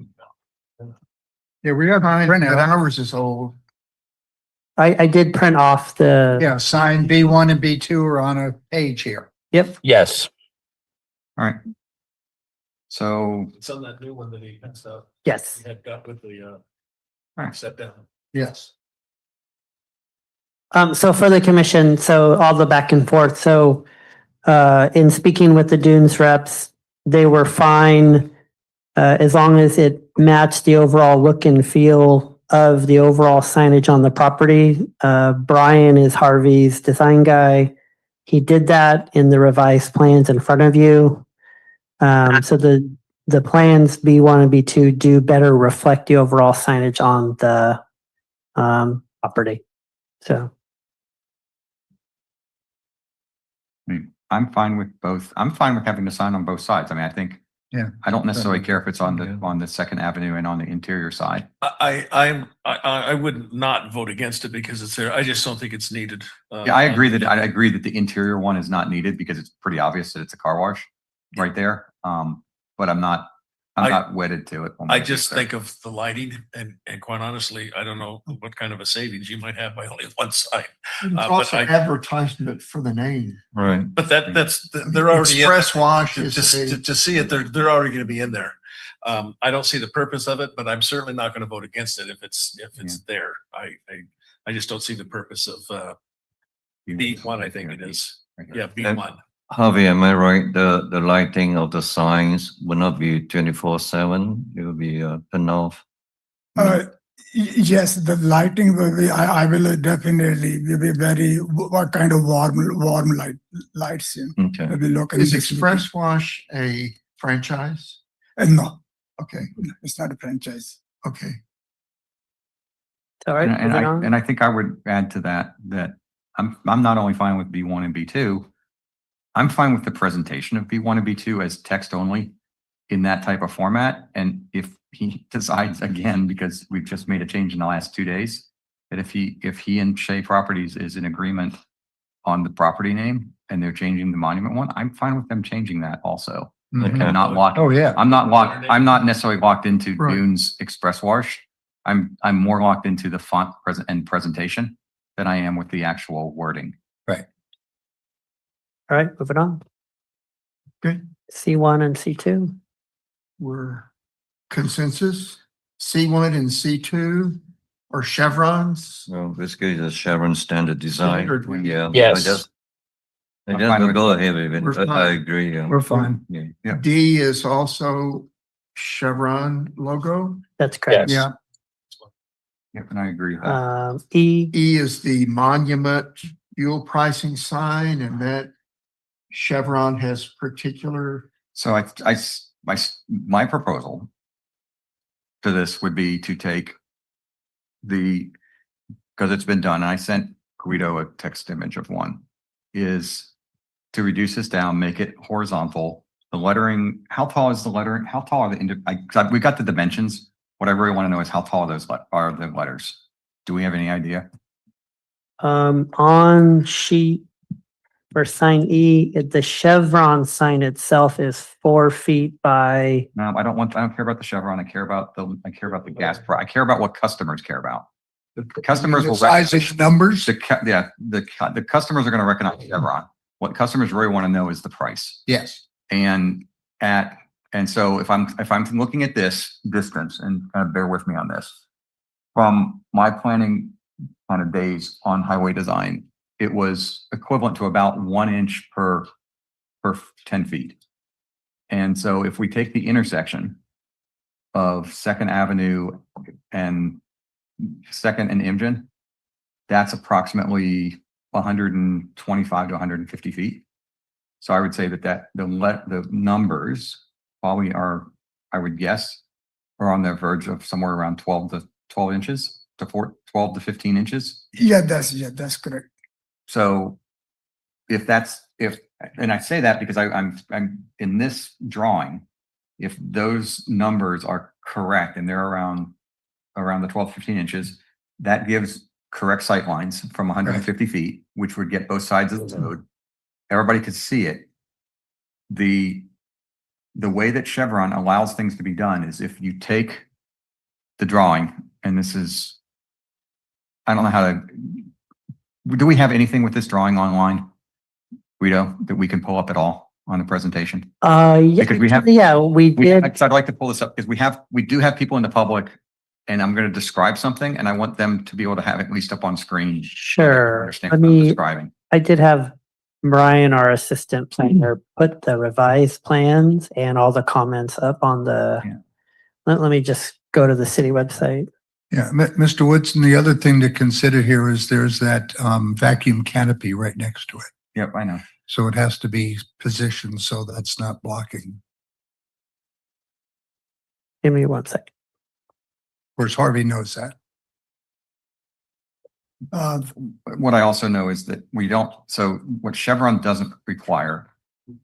So right now, I'm going to give this to the audience so that they're on while Rita's trying to pull this up. Right now, it's a vertical sign that has the Chevron logo on top. It has the Chevron with Techron little underneath. Then it has the prices in the middle. And then it has all the secondary kind of extra mile. There we go. Now I've got it on the screen. So things that I know about looking at enough research across this state, I looked at over 40 different Chevrons and Chevron extra miles within the radius between here to San Jose down to south, down to at least King City. And so if we don't have to have with Techron, you could actually have just the extra mile. Really, if we put all this in there, really don't actually have to have cash and credit. You could just have cash only. And if I was looking at this, then what I would suggest is leave the gasoline prices as the main base above the monument. So the base, there would be the monument, and then it would be the gas prices on the left, and then it's a horizontal. And then I would move the chevron down to the right of the gas prices, and then put the rectangle that currently says like with Techron, and then I would put extra mile there. So basically it's a 3-part sign that has the gas prices on the left, and then on the right, it has the upper right is the normal chevron, and then the lower right is the little small rectangle that says extra mile. And that actually exists in a number of different chevrons in the region where they've done that type of signage. And I know I sent Guido a picture. I wish I had sent this one earlier today. But I think if we did that, what we're now doing is we're reducing the height down to around 8 feet plus the base of the monument. And so we're reducing it by about half. I mean, we're already 8 feet up. We're going to go around 28 to 30 feet up in the air. And I'm not necessarily concerned about the perceptual difference on the height of the sign versus the height of the building, because everybody is sitting 10 feet down and looking up at an angle. And that's a 3D perspective that's going to change things. So to me, the idea of having a more rectangular base horizontal sign that has the chevron and the gas prices and the chevron next to it, as long as if we can get that, fit, I think that is a more indicative presentation for what we want in the city, that it's more aesthetically pleasant to the city without standing outside. I don't need a big signboard that's 30 feet tall that says, hey, look at me, I'm a gas station. We know that it's a gas station. Everybody at this point in our area knows that that's a gas station. Unless it was advertising on Highway 1. Right, but they're not going to see it. Not it. Right. There's no way you can see it from Highway 1 because You're not gonna see it. Highway 1 Yeah. sits down below. One of the things that I hear you saying is you're designing the sign for Chevron. And I don't think we can design the sign for Chevron. That's perfect. That's what I'm asking for. Okay. Yeah. I thought. No, I I'm not trying to understand. redesign. I'm literally trying to. Yes. So there is an approved Chevron sign Yeah. that is horizontal instead of vertical. Right. Yes. And it's a typical signboard. I mean, Yeah. and that's why I wish Guido could pull that up because but the idea is literally, it's just, Yeah. it's a standard signboard that has Chevron, it has the gas prices and then the Chevron sign right next to it. So it's still there. It still meets that presentation. And because because you have the unleaded premium or plus and premium, but then he's got diesel also, that you've got going to have the extra space on the gas side E85. that you're going to have to be able, or E85, you're going to be able to put the extra mile underneath the chevron. So he'll still be able to create a nice rectangular package that looks presentable, that has chevron, extra mile, and then it has all the gas prices. And people understand that and see it. And I don't think that from a width wise, if we get into the canopy issue, that we don't have to have credit or cash and credit. And I understand it's a design issue, but people nowadays understand that. And I think, again, I'm just looking at this. This is the premier location for a gas station in the entire city. But at the same time, it is a monument site. And we've already gotten a lot of feedback from the local community about what we're trying to present Right. here. And so we really want to present something that's long lasting. I like the design that he has for this and the monuments. I don't disagree with the monuments, FG, and we'll get to that in a minute. I just don't think we're at the point where we need to put them in because we don't have other businesses, but we can talk to that later. But this is my concept. That's what I would be more willing to entertain for the signage, because I think it keeps all the elements, but it lowers the profile. Yes. So Commissioner Wilson, are you suggesting shorter the sign, but No. broaden it? Yeah. Make it a wider, make it a Vertical sign. Horizontal Yeah. sign instead of a here, vertical. like this, I like this, understand. Paul. Yeah, so it'll be wider. Yeah. Now, my concern, because the location of the east sign, this is east sign, right? We're Yeah. talking about. Yes. So will that block the traffic view when cars coming in, because it's broader? When you're driving and then I got big sign. If you're turning into that, kind of like this. They have to turn. Yeah, it's kind of like this, but turn right. instead of having the extra mile as a third component here, the extra mile would just be underneath the chevron, because he's going to have an E85. So he's going to have 3 prices or 4 prices, 4 rows for prices. When he puts that 4th row of price in, he can then take the rectangular extra mile and pull that directly underneath the chevron. What about the diesel? Well, he has 4. He has, on his diagram, well, all right, you're right. Okay, so there are 5. I'm sure they can figure it out. If we I think just that- I change, think the if we big just point is I'm change trying the, to, I think we want to lower it and create a horizontal profile instead of a vertical profile. that's what we need, and let them do it. Right. But And I hear Commissioner Chang's concern with visibility. Yeah, I don't know so much coming in, coming out. yeah. But coming out, it's going to be up on the, it's You're gonna coming block out. the building. I'm just having a hard time kind of. Can you go to the site plan, the overview of that, please? I mean, I get your point. But I think that if you're I'm not building out from, I think the outer edge is still the outer edge. I think you're building into the property. You're not building out. Will it fit though then? I did, good point. Yeah, well, you have space to build in. So that's why I say, could we pull up the site plan? Yeah, I guess I'll pull it up right now for this. Okay. It's a double-sided sign. It is. Yeah. Which is fine. Because we've got a good. But I don't think that, so looking at the scale of the way the sign is on this, assuming that the scale of the sign is correct to the scale of the site plan, and you're gonna, I mean, it's like this very small thing underneath E. There's lots of space above that. And then cars coming out, the sign's actually going to be up. The sign's going to extend up into where the letter E is. It's not going to extend down closer to the property line. So I think that I don't think it's going to have an effect on any cars because they're going to be further down to merge anyway. They're going to be below that dashed property line. Only concern, commissioners, I have that I don't know how much space we have to build a rectangular sign instead of vertical. That's the only concern I have. Yeah. Otherwise, I'm okay with it. No, I understand. I understand. And the whole idea, because we want people to be able to see the price, the gasoline, right? Well, if you look at the way underneath the E, you'll see it almost looks like a little cross. And it's also represented on the drawing There you in go. our packet. And that width, that length of that bottom piece is 20 feet. 20 feet. Hmm. It's 20 feet.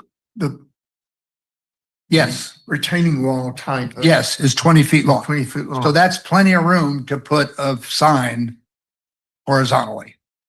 It's not 3 feet, that's just the part that was holding up the placard. But the real width of that right there that we're looking at is 20 feet. So I think that's perfectly good. Yeah. I also think it's further back, it's far enough from the property line that when you're exiting, if you look at the difference, there's no way that sign's going to be in your way when you Right. get towards the Yeah. exit. So I think it's fine. Yeah.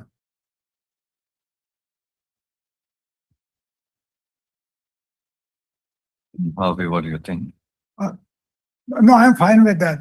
Like I said, I'm very open, whatever commission recommend, only as long as it's fit and it's visible. Because what I see is from Imogen and Second, I think it would be more than a couple hundred feet. So I'm not sure right now because how many feet is, but it's pretty far away from Imogen. There's a bus stand and it's after that. Well, it's 151 to the center of it, to the far side of the intersection, because I just measured it on Google. I see. Okay. So that, So, then you know, but I'm not sure. So I think, here's what, and I get it, and I don't want him to have to come back at the same time. And so my preferred Harvey is that it be horizontal.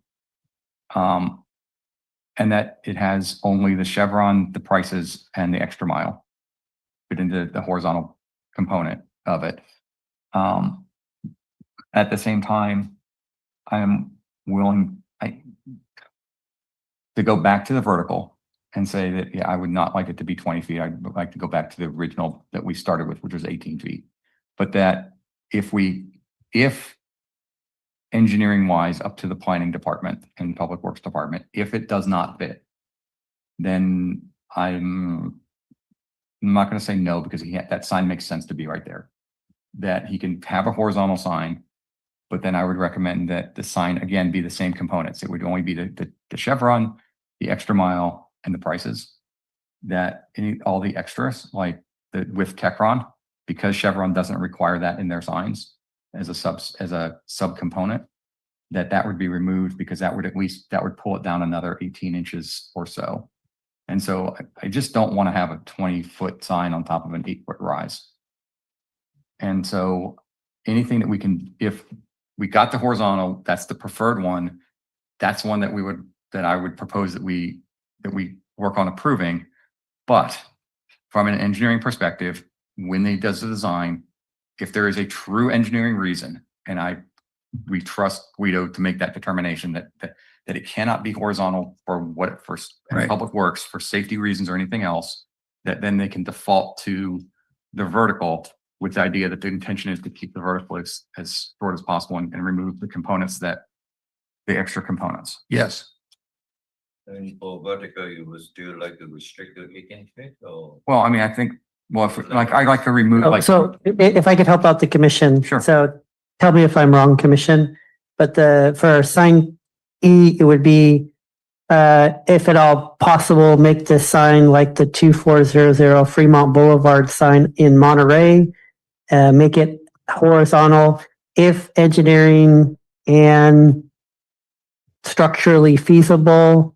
If not, as determined by the community development director, then it would be vertical, but no taller than 18 feet. Is that a fair summary?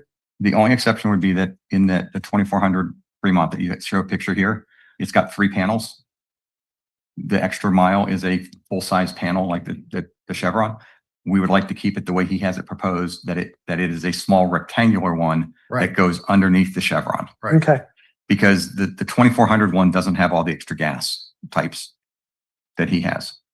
So that way he's going to have a little taller because of the gas types that he has, which then gives some space underneath the Chevron proportionally to be able to put the extra mile underneath the Chevron. Understood. Just a quick one here, and I know you said, it's not required, the with Tectron. But The kind of look- background is required. I'm sorry to interfere you. I just got a text from the sign company. They said they required, that's the new requirement. They have to have it. With tech. So what I was going to suggest is if you have the sign like you're showing here on Fremont, and you have the Chevron, the prices of the three grades of gas, and then where it says extra mile, that's actually where you could go with the diesel, the E85, and the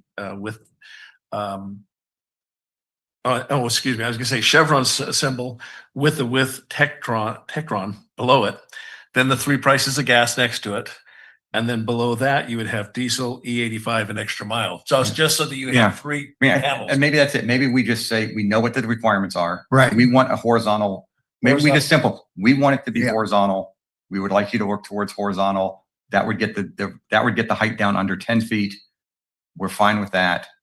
But if it doesn't fit design wise, then we will want to do that. But we really want the focus to be on horizontal versus vertical. Yes. And if they have to go vertical, I know you said you'd like to get it down at least to 18 by getting rid of the Tecron.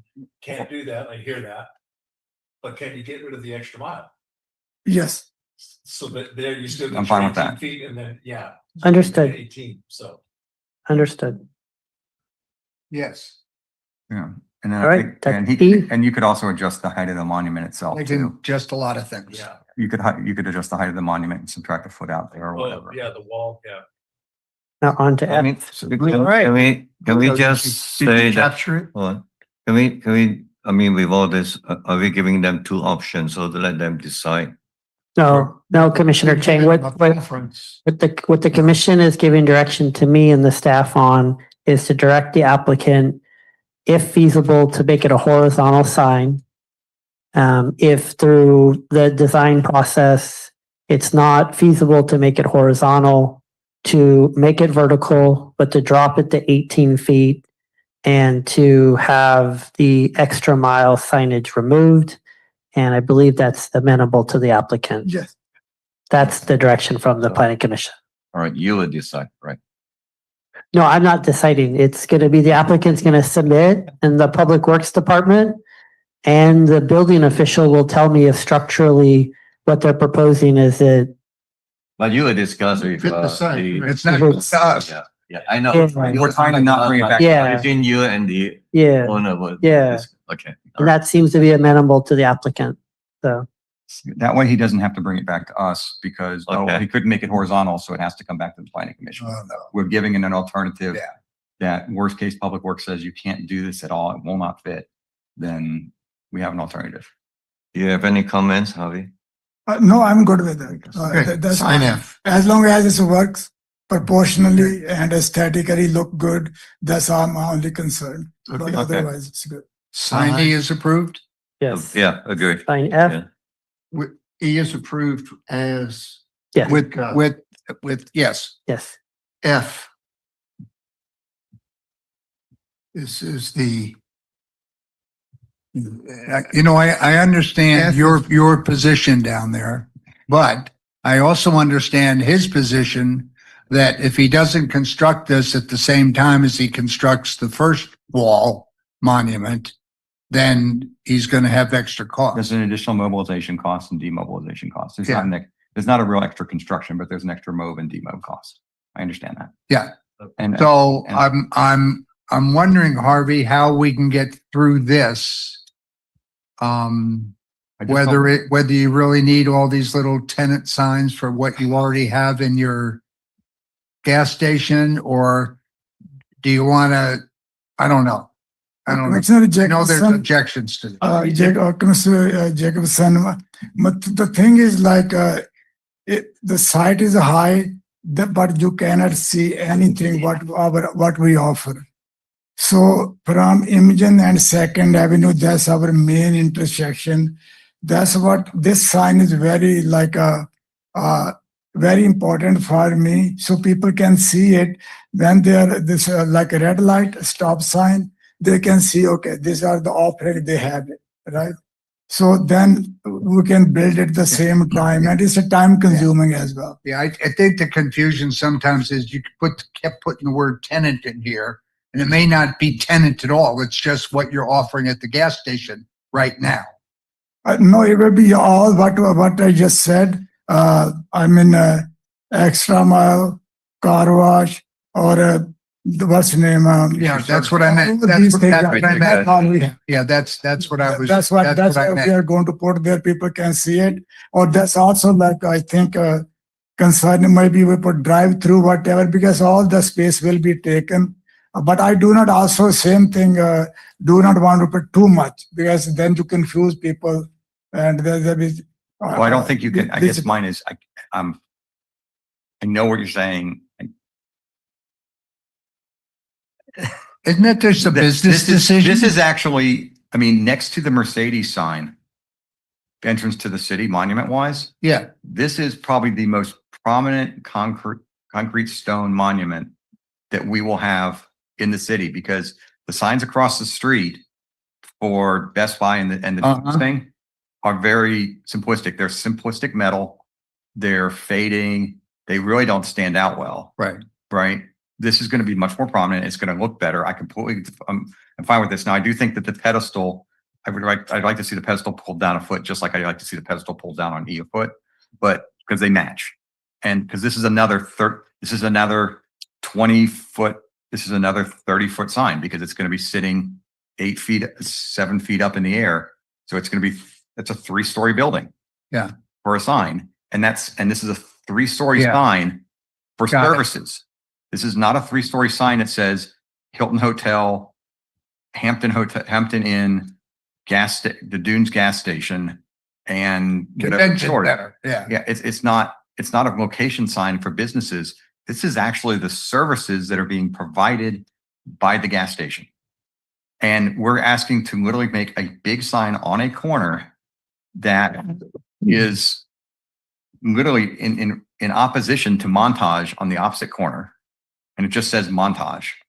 We don't say Montage with pool and outpatient clinic and urgent care. We have Montage, right? Yeah. And what we're doing here is now we're saying, and we don't go across the street and we say, we don't have a signboard that says, we have a signboard that says Best Buy, Target, REI. It has the businesses. What he's asking for here is he's asking to provide it's not future tenant. And I think that the clarification is, you're absolutely right. It should have said the services, gas station, car Right. wash, chicken place, future service, future food prices, whatever. This is services. And I don't think in such a prominent corner location that we want to have a sign that's sitting up there that's gonna look and say, here, these are the services we're providing at the gas station. And I understand the kind of, it's going back to support the business. I am more supportive of this from these are all the businesses that are up in this whole area, Right. up on CDAC Hill, than I am with these are the services that are in this one little property of 1.3 acres. So if it was going to be future tenant and the property is going to be divided into five different tenant spots with 2 hotels and a gas station, that makes more sense to me than all the services that are being provided right here. If we wanted to take sign, this is F, if we wanted to take sign G and say, okay, these are all the services, I'm like, okay, that's interior to the property off of Breakwater. I kind of get that there, but I just don't, this is such a visible spot that we're putting a really visible sign that says car wash. And it's not even a vendor car wash. It's just an internal gas station car wash. I was also not thinking about the actual size of this. It's huge. It's huge. Yeah, this is a It's monster. huge. It's a monster. Yeah. Yeah. I wasn't taking that into consideration either. So I don't, I mean, this is a landmark. This isn't a monument. This is a landmark sign yeah, that we're asking to be put in here. yeah.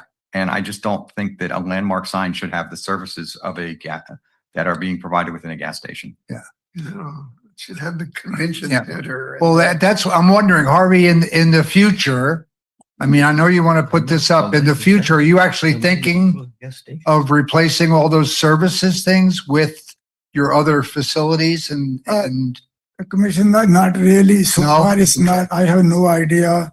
But maybe, later on what like business requires or something. But at this point, we are more concentrating on the gas station. okay. But the backside will be more a kind of a resort. So like you brought this thing, might, if suppose we see that way, okay, why not we put those things here and remove everything else? We already have a signage, what we offer in the back. I mean, I'm just be very honest and straightforward. I don't want to hide anything, whatever. But if it's business requires that, suppose the city comes or people say, hey, there should be something we can see it, right? We can put like what we have, like a resort, like I said, curio collection or Marriott or a Hilton or whatever it is. Yes. Wait. I understand that. I think you can do it in a much smaller, more tasteful, less obnoxious way as it relates to these big signs. Or if you couldn't do that, I'd say I'm with Commissioner Woodson that says these 2 signs can wait. No, I don't think we are saying you can wait. I think we are saying that I think we already agreed on signs E, and now we're talking about sign F, right? Yes. And, so we are not waiting on sign E. We are not talking No, about we're signing F. on F and G. And I think this is a very prime location, I have to say, and really appreciate that this sign design is very important. And so I think at that corner, I think showing the business, one of the businesses going to be there, I think that's good. And just as long as, just remember we don't want a kind of cheaply made signs, but this is good. All right. So Appreciate it. Yeah. what if I come back to this and I'm thinking if this is Commissioner, you have a comment? I wanted to add something. We need to look at the future a little bit. I think most people in the very near future are driving with an app that tells them where to go and where to find things. So they go, hey, Siri, give me the next car wash, or give me the next place I can charge my car. They're not going to start reading on the sign, they're still gonna tell them, make a right and now turn left. So we can make things a little bit cleaner because most drivers, in-town drivers, will know where they're going. They don't need to read all these things. And out-of-towners will get their apps in their car telling them where to turn and where to find these things. So just for the aesthetics, I think we can reduce the number of signs unless we want to publicize something's going on. Can I make one request? Yes. If commissioners like I see there's too many signage, sign G on breakwater and if I can, you guys can remove it.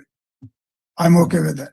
But I think this sign is very important because this will be, more people will see it. That sign will only people see when they go in the gas station. So to make it that,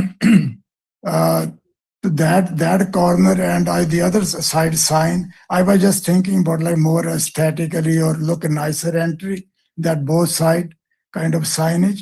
But if commissioners don't feel comfortable, I think that one I'm okay. There's no sign over there. But this sign, I definitely ask if, but if there's a height is the issue, I'm okay with that, whatever commissioners Can I, see that makes sense. If you get a sign that's like sign G, Oh. where sign F is currently, you're okay with that? No, I like, no, I like to have a sign F. Do you Keep F. approve? Right on You that wanna keep corner. that sign? he's going to but- trade F for G. Yeah, Or but G like perhaps. G, if it's, you can. So, I'd be Guido, okay can I ask without that? Can I ask a staff question? The property that's across the street on Breakwater, that's not developed, obviously, and honestly, I don't remember what all the properties are above and behind. So I know behind the gas station, we've got the hotel property. What is on the other side of Breakwater from the gas station? Is that part of another hotel? Let me pull up the map, Commissioner Woodson, so I could. And to give you my thought process on this is coming back to G. A challenge with G is that G is not conducive to actually viewing if you're driving. In the US, we look left to right. And so when we're making a turn, we're going to be looking to the right around that turn in Breakwater. So when I'm driving up Breakwater, when I'm driving up 2nd Avenue, and I'm going to be looking at trying to figure out where am I going to navigate back in the CDAC property area, I actually don't need a sign where G is. I actually need a sign on the other side of where G is, on the other side of Breakwater, on the corner there. And I just don't remember whose property that is. And obviously we can't make a decision on, hey, we're going to make sure there's a property sign, that navigation sign G on the other side of Breakwater. But I think that that's actually where the G sign, the navigation sign for the overall property makes more sense anyway. Yeah, so up on the screen, Commissioner Woodson, is an old aerial. It doesn't really do justice to all the great work Yeah. Harvey's done, but basically where the red, whatever you call it, thing, That's the gas station. that's the gas station. Yeah. To the west of that, Harvey is under contract with the city to build 2 hotels up here, Right. one here and basically one here. If you go up 2nd now, you can actually drive up there now, and then you make a left around Breakwater around here. Are you asking around here? No, I'm actually talking, if we take it the intersection of Breakwater and 2nd, which is a plus a full plus intersection. Yeah. Because if you make a right, you turn into the other property. If you make a left, Yeah. you It turn. looks like the Marina Coast Water District. It is there. Marina Coast Water District. So that's Breakwater basically comes out where Marina Coast Water District comes in. So right at that.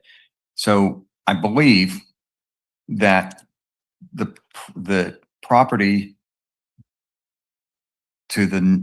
if you extend Marina Coast Water District, if you extended that road across, which is where Breakwater is now. So if that just keeps going to the west, because that's where Breakwater comes straight across. On the opposite side, on the northern side of Breakwater, that's going to be part of one of the hotels. Yeah. So I think G is better on the other side, because that's going to give people, when they're coming in to make the turn, they're going to look at that sign. They're going to say, oh, look, gas station here, this hotel here, this Yeah. hotel there. So I think I don't think G is necessarily in the right place right now anyway. So I think we could come back to G because it's all your property. It's all going to be your property anyway. So that navigation one, I think we could table G, but coming back to F, my challenge is again, it's a landmark sign. It's going to be a sign. It's Montage is a landmark sign for that area. You look at that and people, where do you go? It's a Montage sign. It's right there. The rest of the landscaping sucks, but the sign itself definitely stands out. And even more than the gas station sign, this, to his point, this sign right here that says Dunes Marketplace, it's going to stand out, and it's going to be the primary thing that people see and think about when they're driving around there. And I don't know. I mean, it's huge, but it just feels like to me it's not a main thoroughfare sign. It feels like it's an important sign. It's a directional sign. It's a services sign. It's something that would be absolutely appropriate on a secondary road. But given the importance of that intersection to our city, it doesn't feel like it's the right, that the services component don't feel correct there. But I'm willing to go on with the group if the group really feels that. I mean, I don't agree with it, but I'm not going to hold the whole motion on this thing because I think we're working towards a solution. And I think, Harvey, I think the commission, because also the grade, it's so high above MGen, and then you're adding a 20-foot sign tall on top of that grade. I think that's part of the concern. That's going to be such a prominent sign. So, yeah. So what if we did the same thing? What if we came back and we said, okay, you've got 3, you've got 6. You have 6 services that you want to provide in your gas station that you want to highlight. And it could be EV charging, it could be gas, car wash, the 2 restaurants, and gas. Whatever the 6 are that you want to have. Or it could be 5. It could be 4 in the top center one that says gasoline and then 4 underneath. What if we did the same thing? What if we turned this into a horizontal sign, lower the height down, back down to around 10 feet so that it's more proportional to the property. We expand it out so it's at an angle to the road so that everybody can see it there. And then it's more of that kind of block side.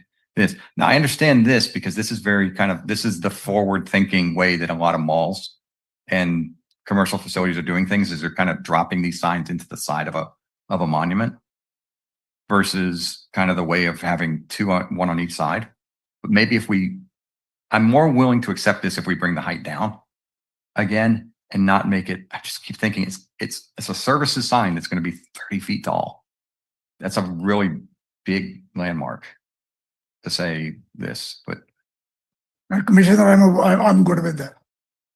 Like the option we have on the E, if with the same option this side, and I'm good with that. I have no problem. I think that's a good idea. That is a good idea. The major concern was the height that I was going to ask staff. I'm thinking if the Mercedes dealership, they were kind of fighting over that side, that will not. sign. we don't have a lot of super VD here. On a big, but Yeah. and I'm thinking this thing in height, not necessarily overall square footage, but in height, just eclipse that thing. Yeah.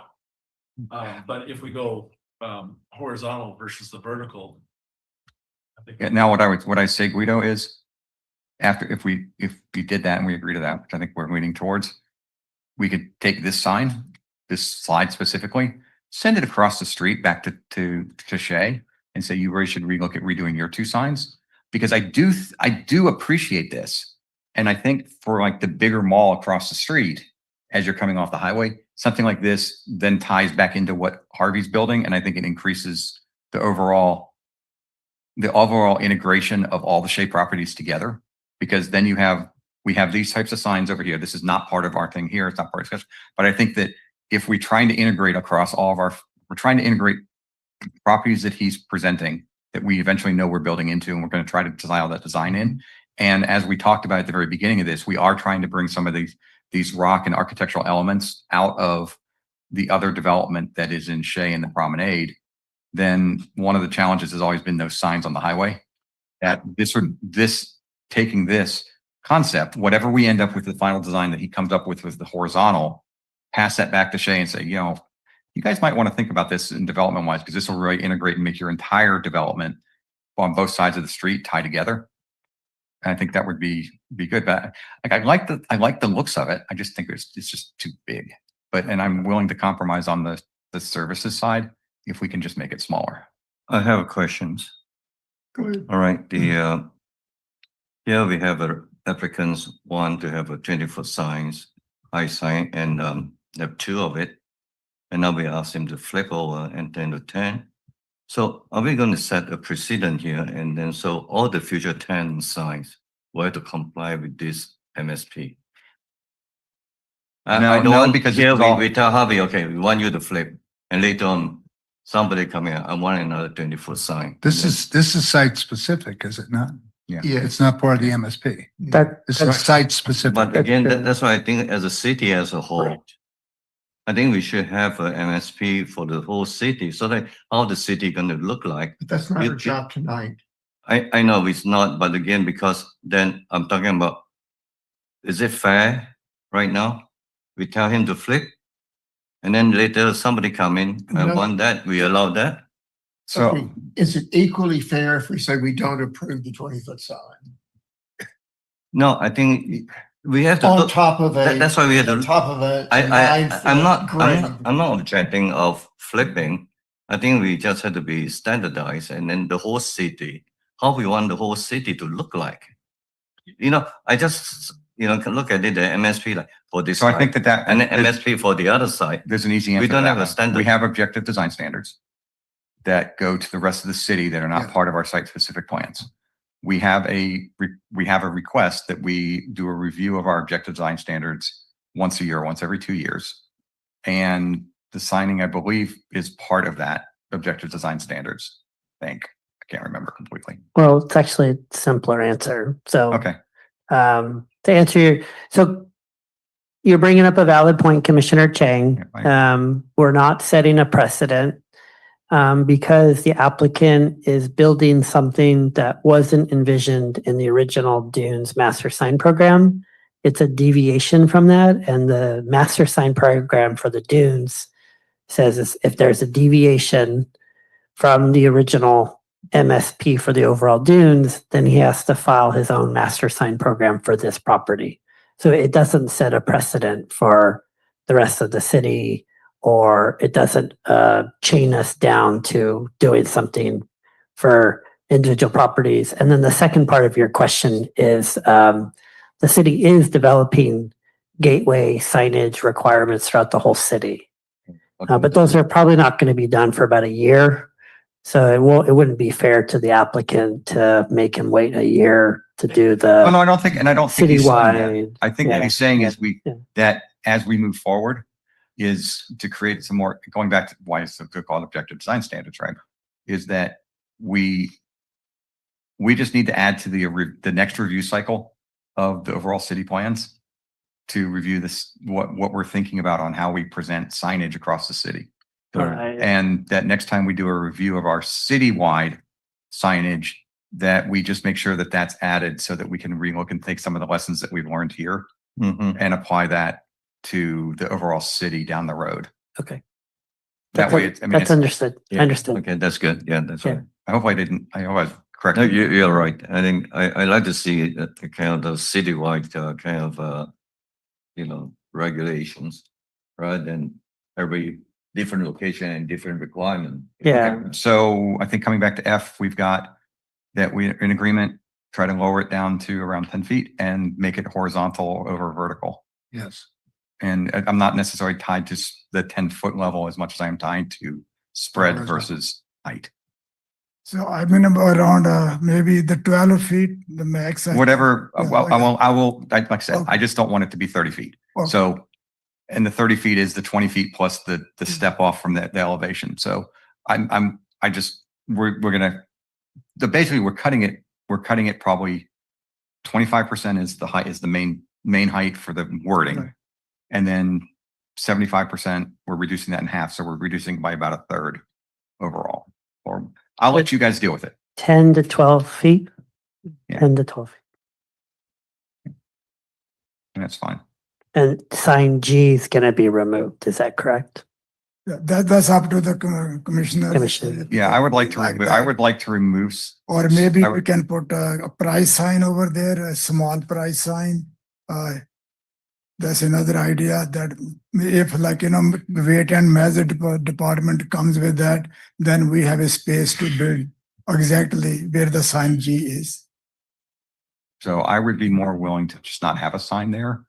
But again, maybe I'm willing to, if there was a physical requirement that Chevron came back and said, oh, yes, we have to have it by every entrance, that give Public Works and the design department the ability to add a small, just a very small sign for pricing for cash or credit only, whichever one, on right there in its place, with the idea that we would rather not have something there Yes, unless Chevron comes back and says that it's a requirement. Right. So And then- Commissioner Woodson, so you're saying essentially eliminate G as it's shown here, but if the sign has to be there, then turn it into a pricing sign like F, but much smaller. Much just the pure pricing by itself. Yeah. The smallest footprint.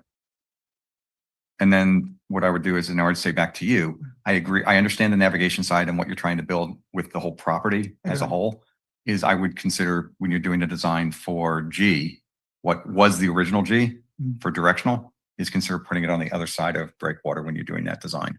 yes, And I think to me, that's telling, oh, for this hotel, go straight up second, for the gas station, go here, and for this hotel, go here. So that makes more sense on the other side anyway, but that's just a design thing for the future for you. yes. That would be really nice looking sign. That's what we are looking, because like going to the hotels. Yeah. The gas station, like I said, if there's no requirement, suppose Chevron or weight and measure department does not require that I'm okay without any sign. The So- only concern I had, because that is a turning point, right? Yeah. Going to the gas station, if you go to turn to the, what is the name of the street? The Breakwater Street.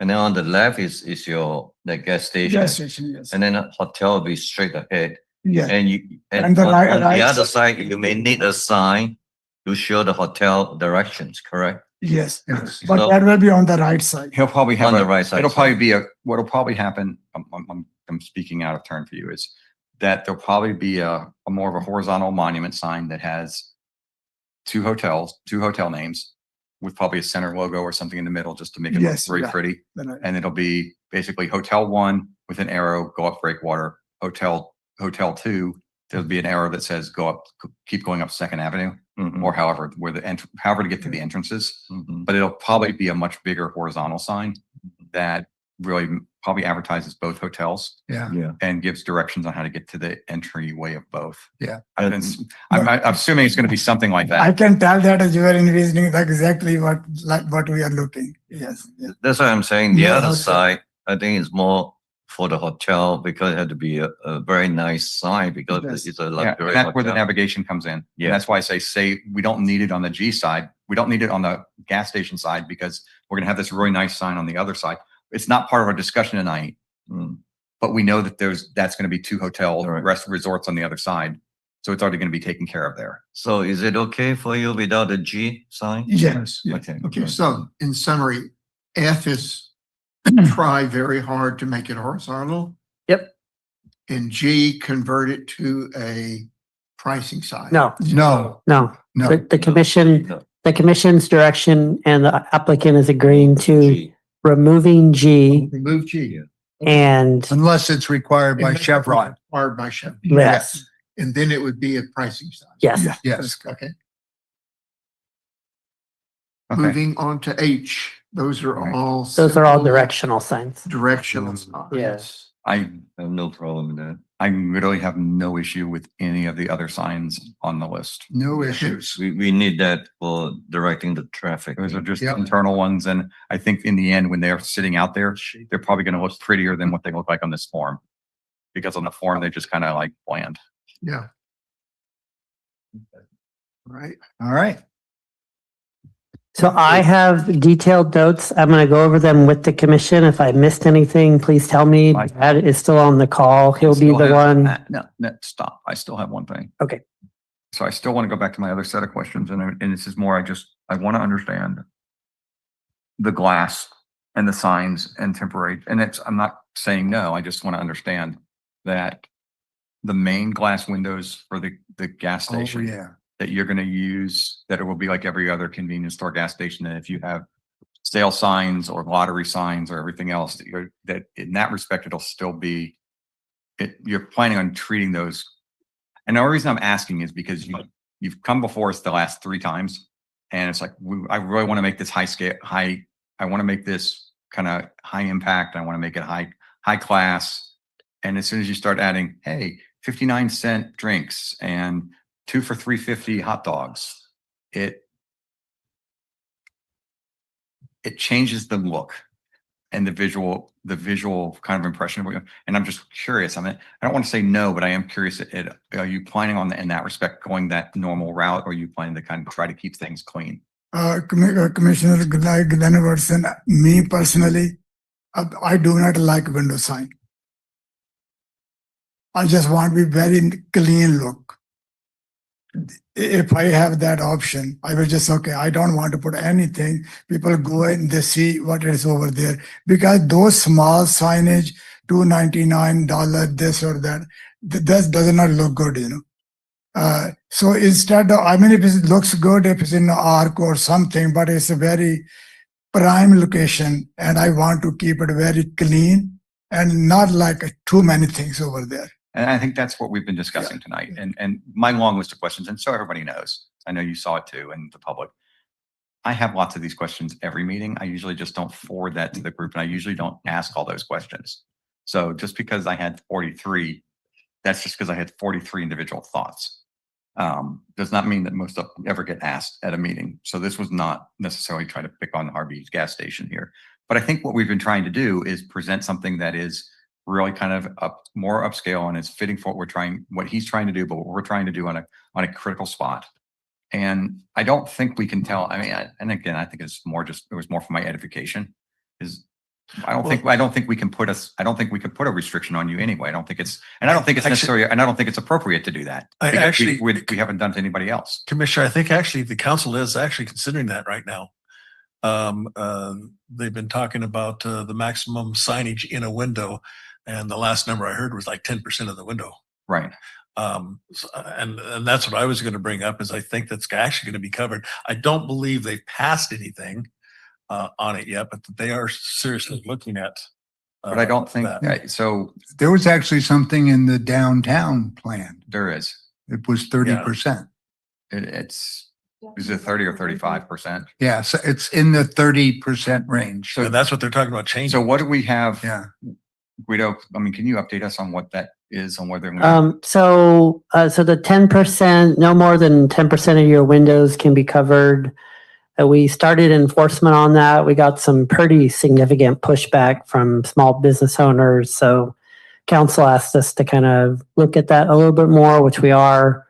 But to Commissioner Woodson's point, I feel like now we're trying to get into the operation of a store's business. I don't, if they want to put up the $2.99 hot dog for a soda sign, I mean, if that's part of their standard practice, unless it's, if we get further direction from the council, then obviously we'll enforce that. And we don't have anything in the downtown. I think, did we say 30% in the downtown vitalization? I don't recall off the top of my head. I don't know why that's stuck in my head. It may be, because I remember we had the discussion. Yeah. And the reason that, and I think that's maybe the reason why I raised this, Harvey, is that one of the things that we're trying to do across our city is we're trying to create consistency so that we're promoting growth in our old part of the city where we live, where we're all right now, right? Versus the new part of the city, which is where you're operating out of, and trying to create a set of consistent standards so that we're not favoring one or the other. And one of the big things that we get a lot of pushback on from residents on this side of the tracks is you always get them do everything over there, and then you always give us more restrictions and more control over here, and we're not getting anything. We're not getting this growth. And that window signage thing I mean, and I think maybe what I'm coming down to is if we do have the restriction, and I agree with you. I thought it was either 30 or 35% of the window space was the maximum that could be covered. If that's what we're trying to make for our downtown vitalization plan, which is this whole Del Monte Reservation Corridor, which is a huge project for us in the city. If we had something that said that there was a condition of you couldn't do more than 35% of your window space, knowing that you don't want to do it, but that we're kind of like meeting in between of saying no, but yes. Is that something you would consider? I really appreciate your concern. Like I said, as long as I'm not required to put a window sign, Right. I'm not going to do it. So I think, so if we It's an extra mile Yeah. kind of a thing. right. Yeah. So if we put on that you can't, that way you have the ability if something comes up, or hey, if California Lottery gets to a point and they say, well, you have to have a window sign and you want to sell lottery tickets, well, you don't have a choice. If we say, if you're going to have it, but Yes. if we put a condition on it that said no more than 35%, that gives you the flexibility that if something ever happens on yourself, you can make that change. Because I don't think we want to restrict your business.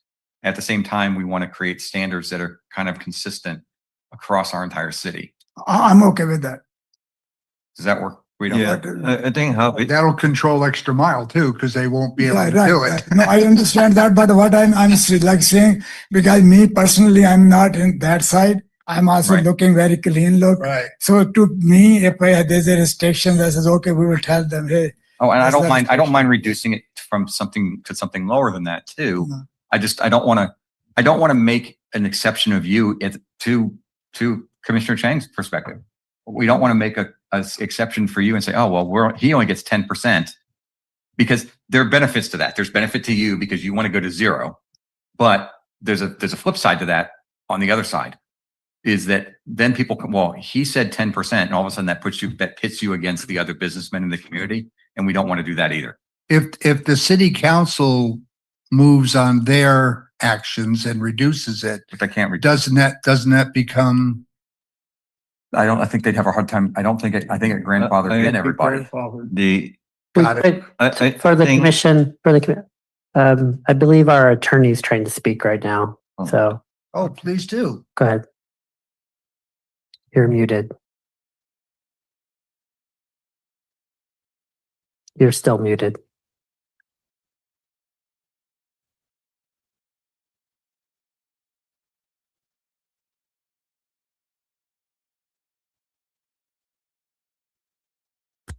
Can you hear me now? Yes. Yes. I can. And hear we you. can, we could see you for a minute, and then Guido said, no, we can't see I you. know. Can Yeah, you we get can me s- now? Go ahead. That's a little- Go ahead. My comment here, I hear the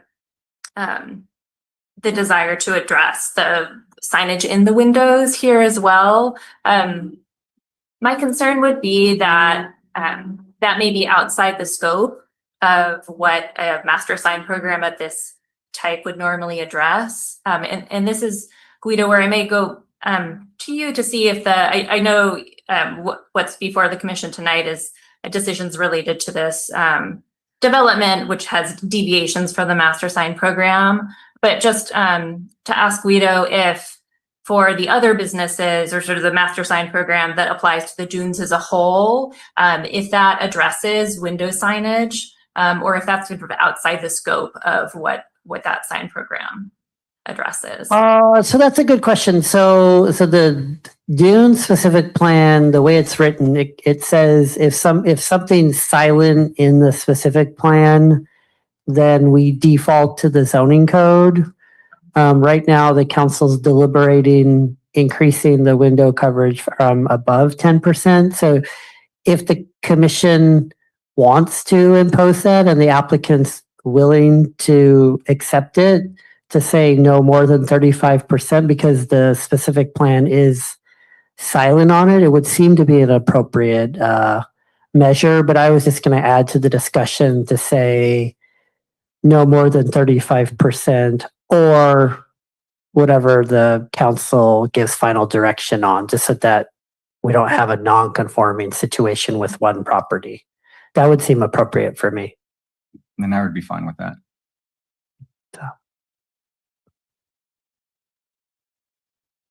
Okay. Well, I think Harvey, you as a businessman, you know, that plot of land is the prime location in Marina. Yes. And you secure it, and it's a good thing. And you're gonna build another hotel or 2 hotels over there, and luxury. I call it luxury hotel. Yeah. And I believe your gas station will live up to the standard as well. So you don't want to tarnish it, and if you're coming in, oh, I have to go through this terrible gas station to go to the luxury hotel. I think you as a businessman, you know how to maintain it. I trust you. Thank you. Commissioner, you can see the building, the look. It's like it's not a typical gas station. Mhm. So I try to do my best, even though I don't think there will be any return, but I'm willing to do it because of my luxury resort in the back. I want to keep it a very clean and nice look. Thank you, yeah. Okay, have we addressed all the commissioners' concerns so far? Yeah, I mean, I think that the glass piece was my kind of last one, which was a little bit off. So Okay. Guido, you've got it. Yeah, so And- I'm gonna go ahead for the commission and because Brad's gonna be typing up the final reso for his benefit. So sign types A is 50 square feet, A2 is 36 square feet, A3 is 36 square feet. There was a request to, as best we can, to have those be of similar font, but understand that there are trademark issues with that. B1 and B2 are approved. C1, C2, and D, we understand that those are basically Chevron kind of protected signage. The lengthy discussion about sign E, make the sign horizontal, similar in nature to the one identified in the discussion at 2400 Fremont Boulevard in Monterey. Make it horizontal as feasible, but during the plan check process, if engineering wise or plan check wise, it cannot be made horizontal, that it can be vertical. If it is vertical, no more than 18 feet. And to reduce the size of the extra mile. So that's sign type E. Sign type F, once again, to make it, if during the plan check process, we can make this horizontal if feasible. If it does become vertical, no more than 18 feet. And then sign type G, remove this from the master sign program. If it is required to make it a pricing and signage sign. The sign types H are required, and to make the window signage no more than 35% or whatever the city council decides for that particular Muni Code amendment. Is that a summary of the conversation tonight? I wanted The to big ask, sign on sign F, you said if it has to stay vertical, no more than 18 feet. I thought we were less than that. Yeah, I thought we were 2, I thought we said, because it's right now it's 20 feet. 20 feet. I thought Uh-huh. we said we wanted to take off. No, 18 feet, we talk about 18 feet. So we're talking, we're We're only E. reducing it by 2 feet. Yeah, because. Well, we don't want it For vertical. which one are we talking about? I'm sorry. G. For G. No, F. F. For Yeah. F, I don't think we ever went to vertical. I think we always left it Right. horizontal. Always horizontal. We didn't create a vertical portion because that corner is big enough because of the curve of the traffic flow into the car wash. Yeah. That there's enough space to make it horizontal. Oh, okay. So I just want to be clear. Sign type F, which is on the screen now, to make it horizontal and no more than 10 to 12 feet tall. Yes. Okay, okay. That's it. Good catch. that the wall underneath also can be shortened. Which sign? Well, we're just talking that to get the height down on E and F, that potentially you could look at reducing the pedestal height from where it is to be consistent. If that could be part of the Rather design. give up signage Right. space, give up pedestal Right. space. But to reduce that height, lower the pedestal. Lower than, I'm The not, sign take So this. so your sign stays the same size, your font. The sign takes precedence over the pedestal Yeah. height, so that if to get below the height, you have to reduce the pedestal by a foot, for example, you could do, to give the flexibility. You know, it doesn't- okay, understood. So as long as like the site, that sign can fit.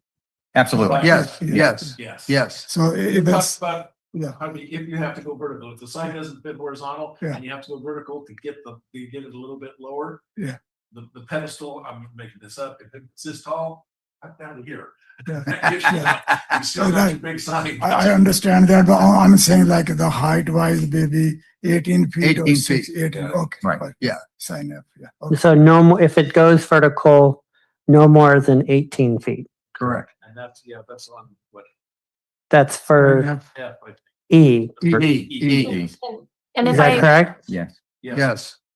if I And may, accurate through the enough. chair, just for clarity of the motion, when you're speaking about the height of the sign, are you talking about the height from the ground up to the very top, including the base, or the base separate from the height? Just No. The total height, Overall height from the grass to the top of the sign. total height from base to top of sign.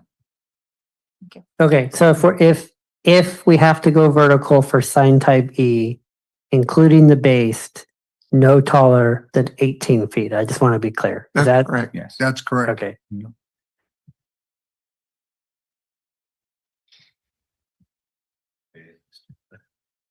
Okay.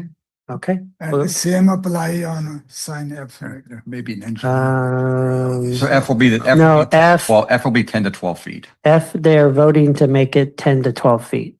Because F is the one we're going to spread out horizontal and for the services.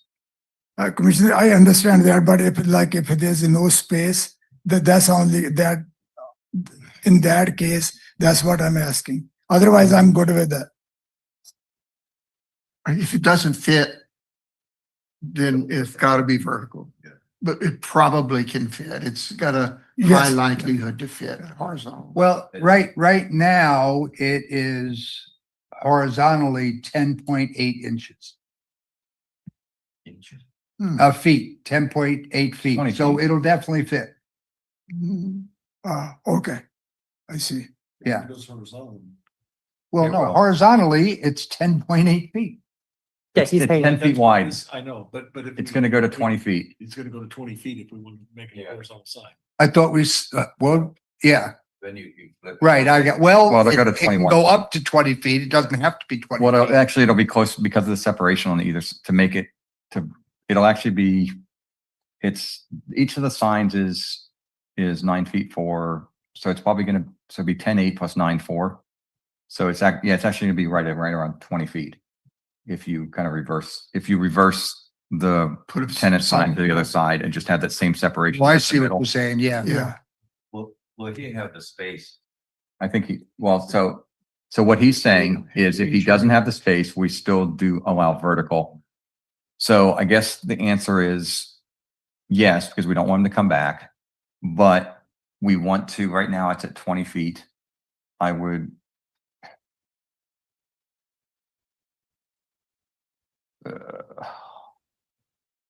I mean, I would rather try to take it down to 16 feet instead of 18 feet because of the corner. But I think that's again, we're back to that becomes a really tall monument right there. Yeah. Guido, I mean, It's probably easier for staff if he can't go horizontal, just to make it the same height as the other one, just for okay. 18 feet. So, Yeah. But that really emphasized, like with 3 exclamation points, that is not the desire of the commission. right. Is we would like to Understood. find a way to get that to fit in there correctly Yeah. and professionally, Yeah. aesthetically. You want the Tower of Babel. Well, I would say the commission needs to be very thoughtful, and Harvey, this will be the most prominent sign in Yes. South Marina. So we need to be very clear that the direction from the planning commission is to make this horizontal as much as feasible, unless you and your engineer can prove to me and our building official that it structurally is impossible to make it horizontal. If you can't agree to that now, Harvey, you need to tell the commission that. no, I because agree with that. because, I like, understand. literally just for the commission, like if we get this stuff wrong, this will be the stuff all the residents will complain to the future city manager and future city council for as long as I work here. So I just want to be clear that Yeah, this is like, the reason why we spent 2.5 hours debating this is going to be the most prominent signage probably in all of Marina. So I appreciate how thoughtful the commission has been and how Harvey's been willing to work with the commission. So if there's anything that's been said tonight, Harvey, that you're uncomfortable with, you need to tell the planning commission now. I just want to make it clear, I'm a part of community. I live here, I'm not. Yeah, you're moving just, anywhere else. but they don't know how to find you. They know how to find my house. Everybody can find me anytime, you know? They say, okay, Well, you make your house kind of prominent, I do so, make my house, I do make my house I prominent. can't hide, you know? So I mean, how I will face you guys, you know, anybody if I don't do something right. And I really do appreciate the 43 question side. I appreciate the willingness to work with us on this because I think we all realize that this is really important to both you, but to us.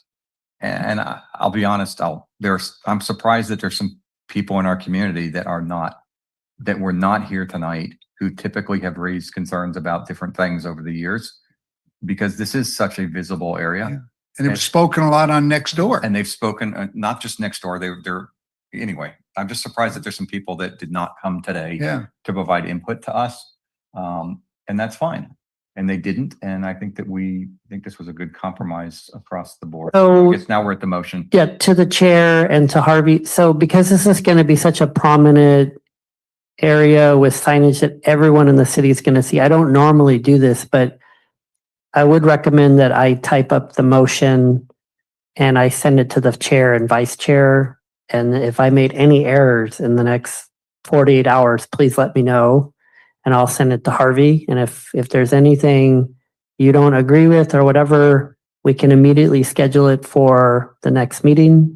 If there's any errors in the motion, because like I said, this is going to be the most prominent signage any of us are going to see. Yeah. I mean, if we that's had the- to do an emergency session on it, Yeah. I mean, I'm throwing it out as the vice chair. It's up to the chair to make that recommendation. I'm willing to do, I understand the significance in the time, in the turnaround time. So You're writing this up. Can we formalize a motion? oh no, I'm saying you can go with the voice motion that I've made. And you can vote on it tonight, but if the chair and vice chair are open to me sending it to them to make sure I didn't make any errors, and then if they say, yep, that looks good, then I can sign it and we can get it to Harvey That way we don't quickly. have Is to that, wait to do the- Right, We don't have that's to wait till great. the next meeting to do the review of the minutes and make any changes because that would Right. just. but delay things. that's okay. That's wonderful. You're gonna send to all the commission, right? Commissioner? Well, No, we- some Brown Act issues there if I send it. We can't do it. We're not going to vote. We're voting tonight. We're Then just they're gonna validating, all we're approve the doing is final- validating that, Final words, all we're doing is validating the that wordsmith. that the wording is correct. Yeah. Right. Yeah, if I send it to everybody now, I'm creating a Brown Act serial I think- meeting. And I think it just comes to the chair and the vice chair. I think it's fine. if the commission's open to that. I'm fine with that. Okay. Okay, So there's a motion on the floor. There needs to be, well, I read the motion, but somebody needs to actually I say it and I've second not it. been all into So it today. I propose that the motion that the city planner just read to us covering the signs A through H, plus the additional signage referring to on the window glass, coverage. on coverage, be approved. I second that motion. Vice Chair Woodson, Yes.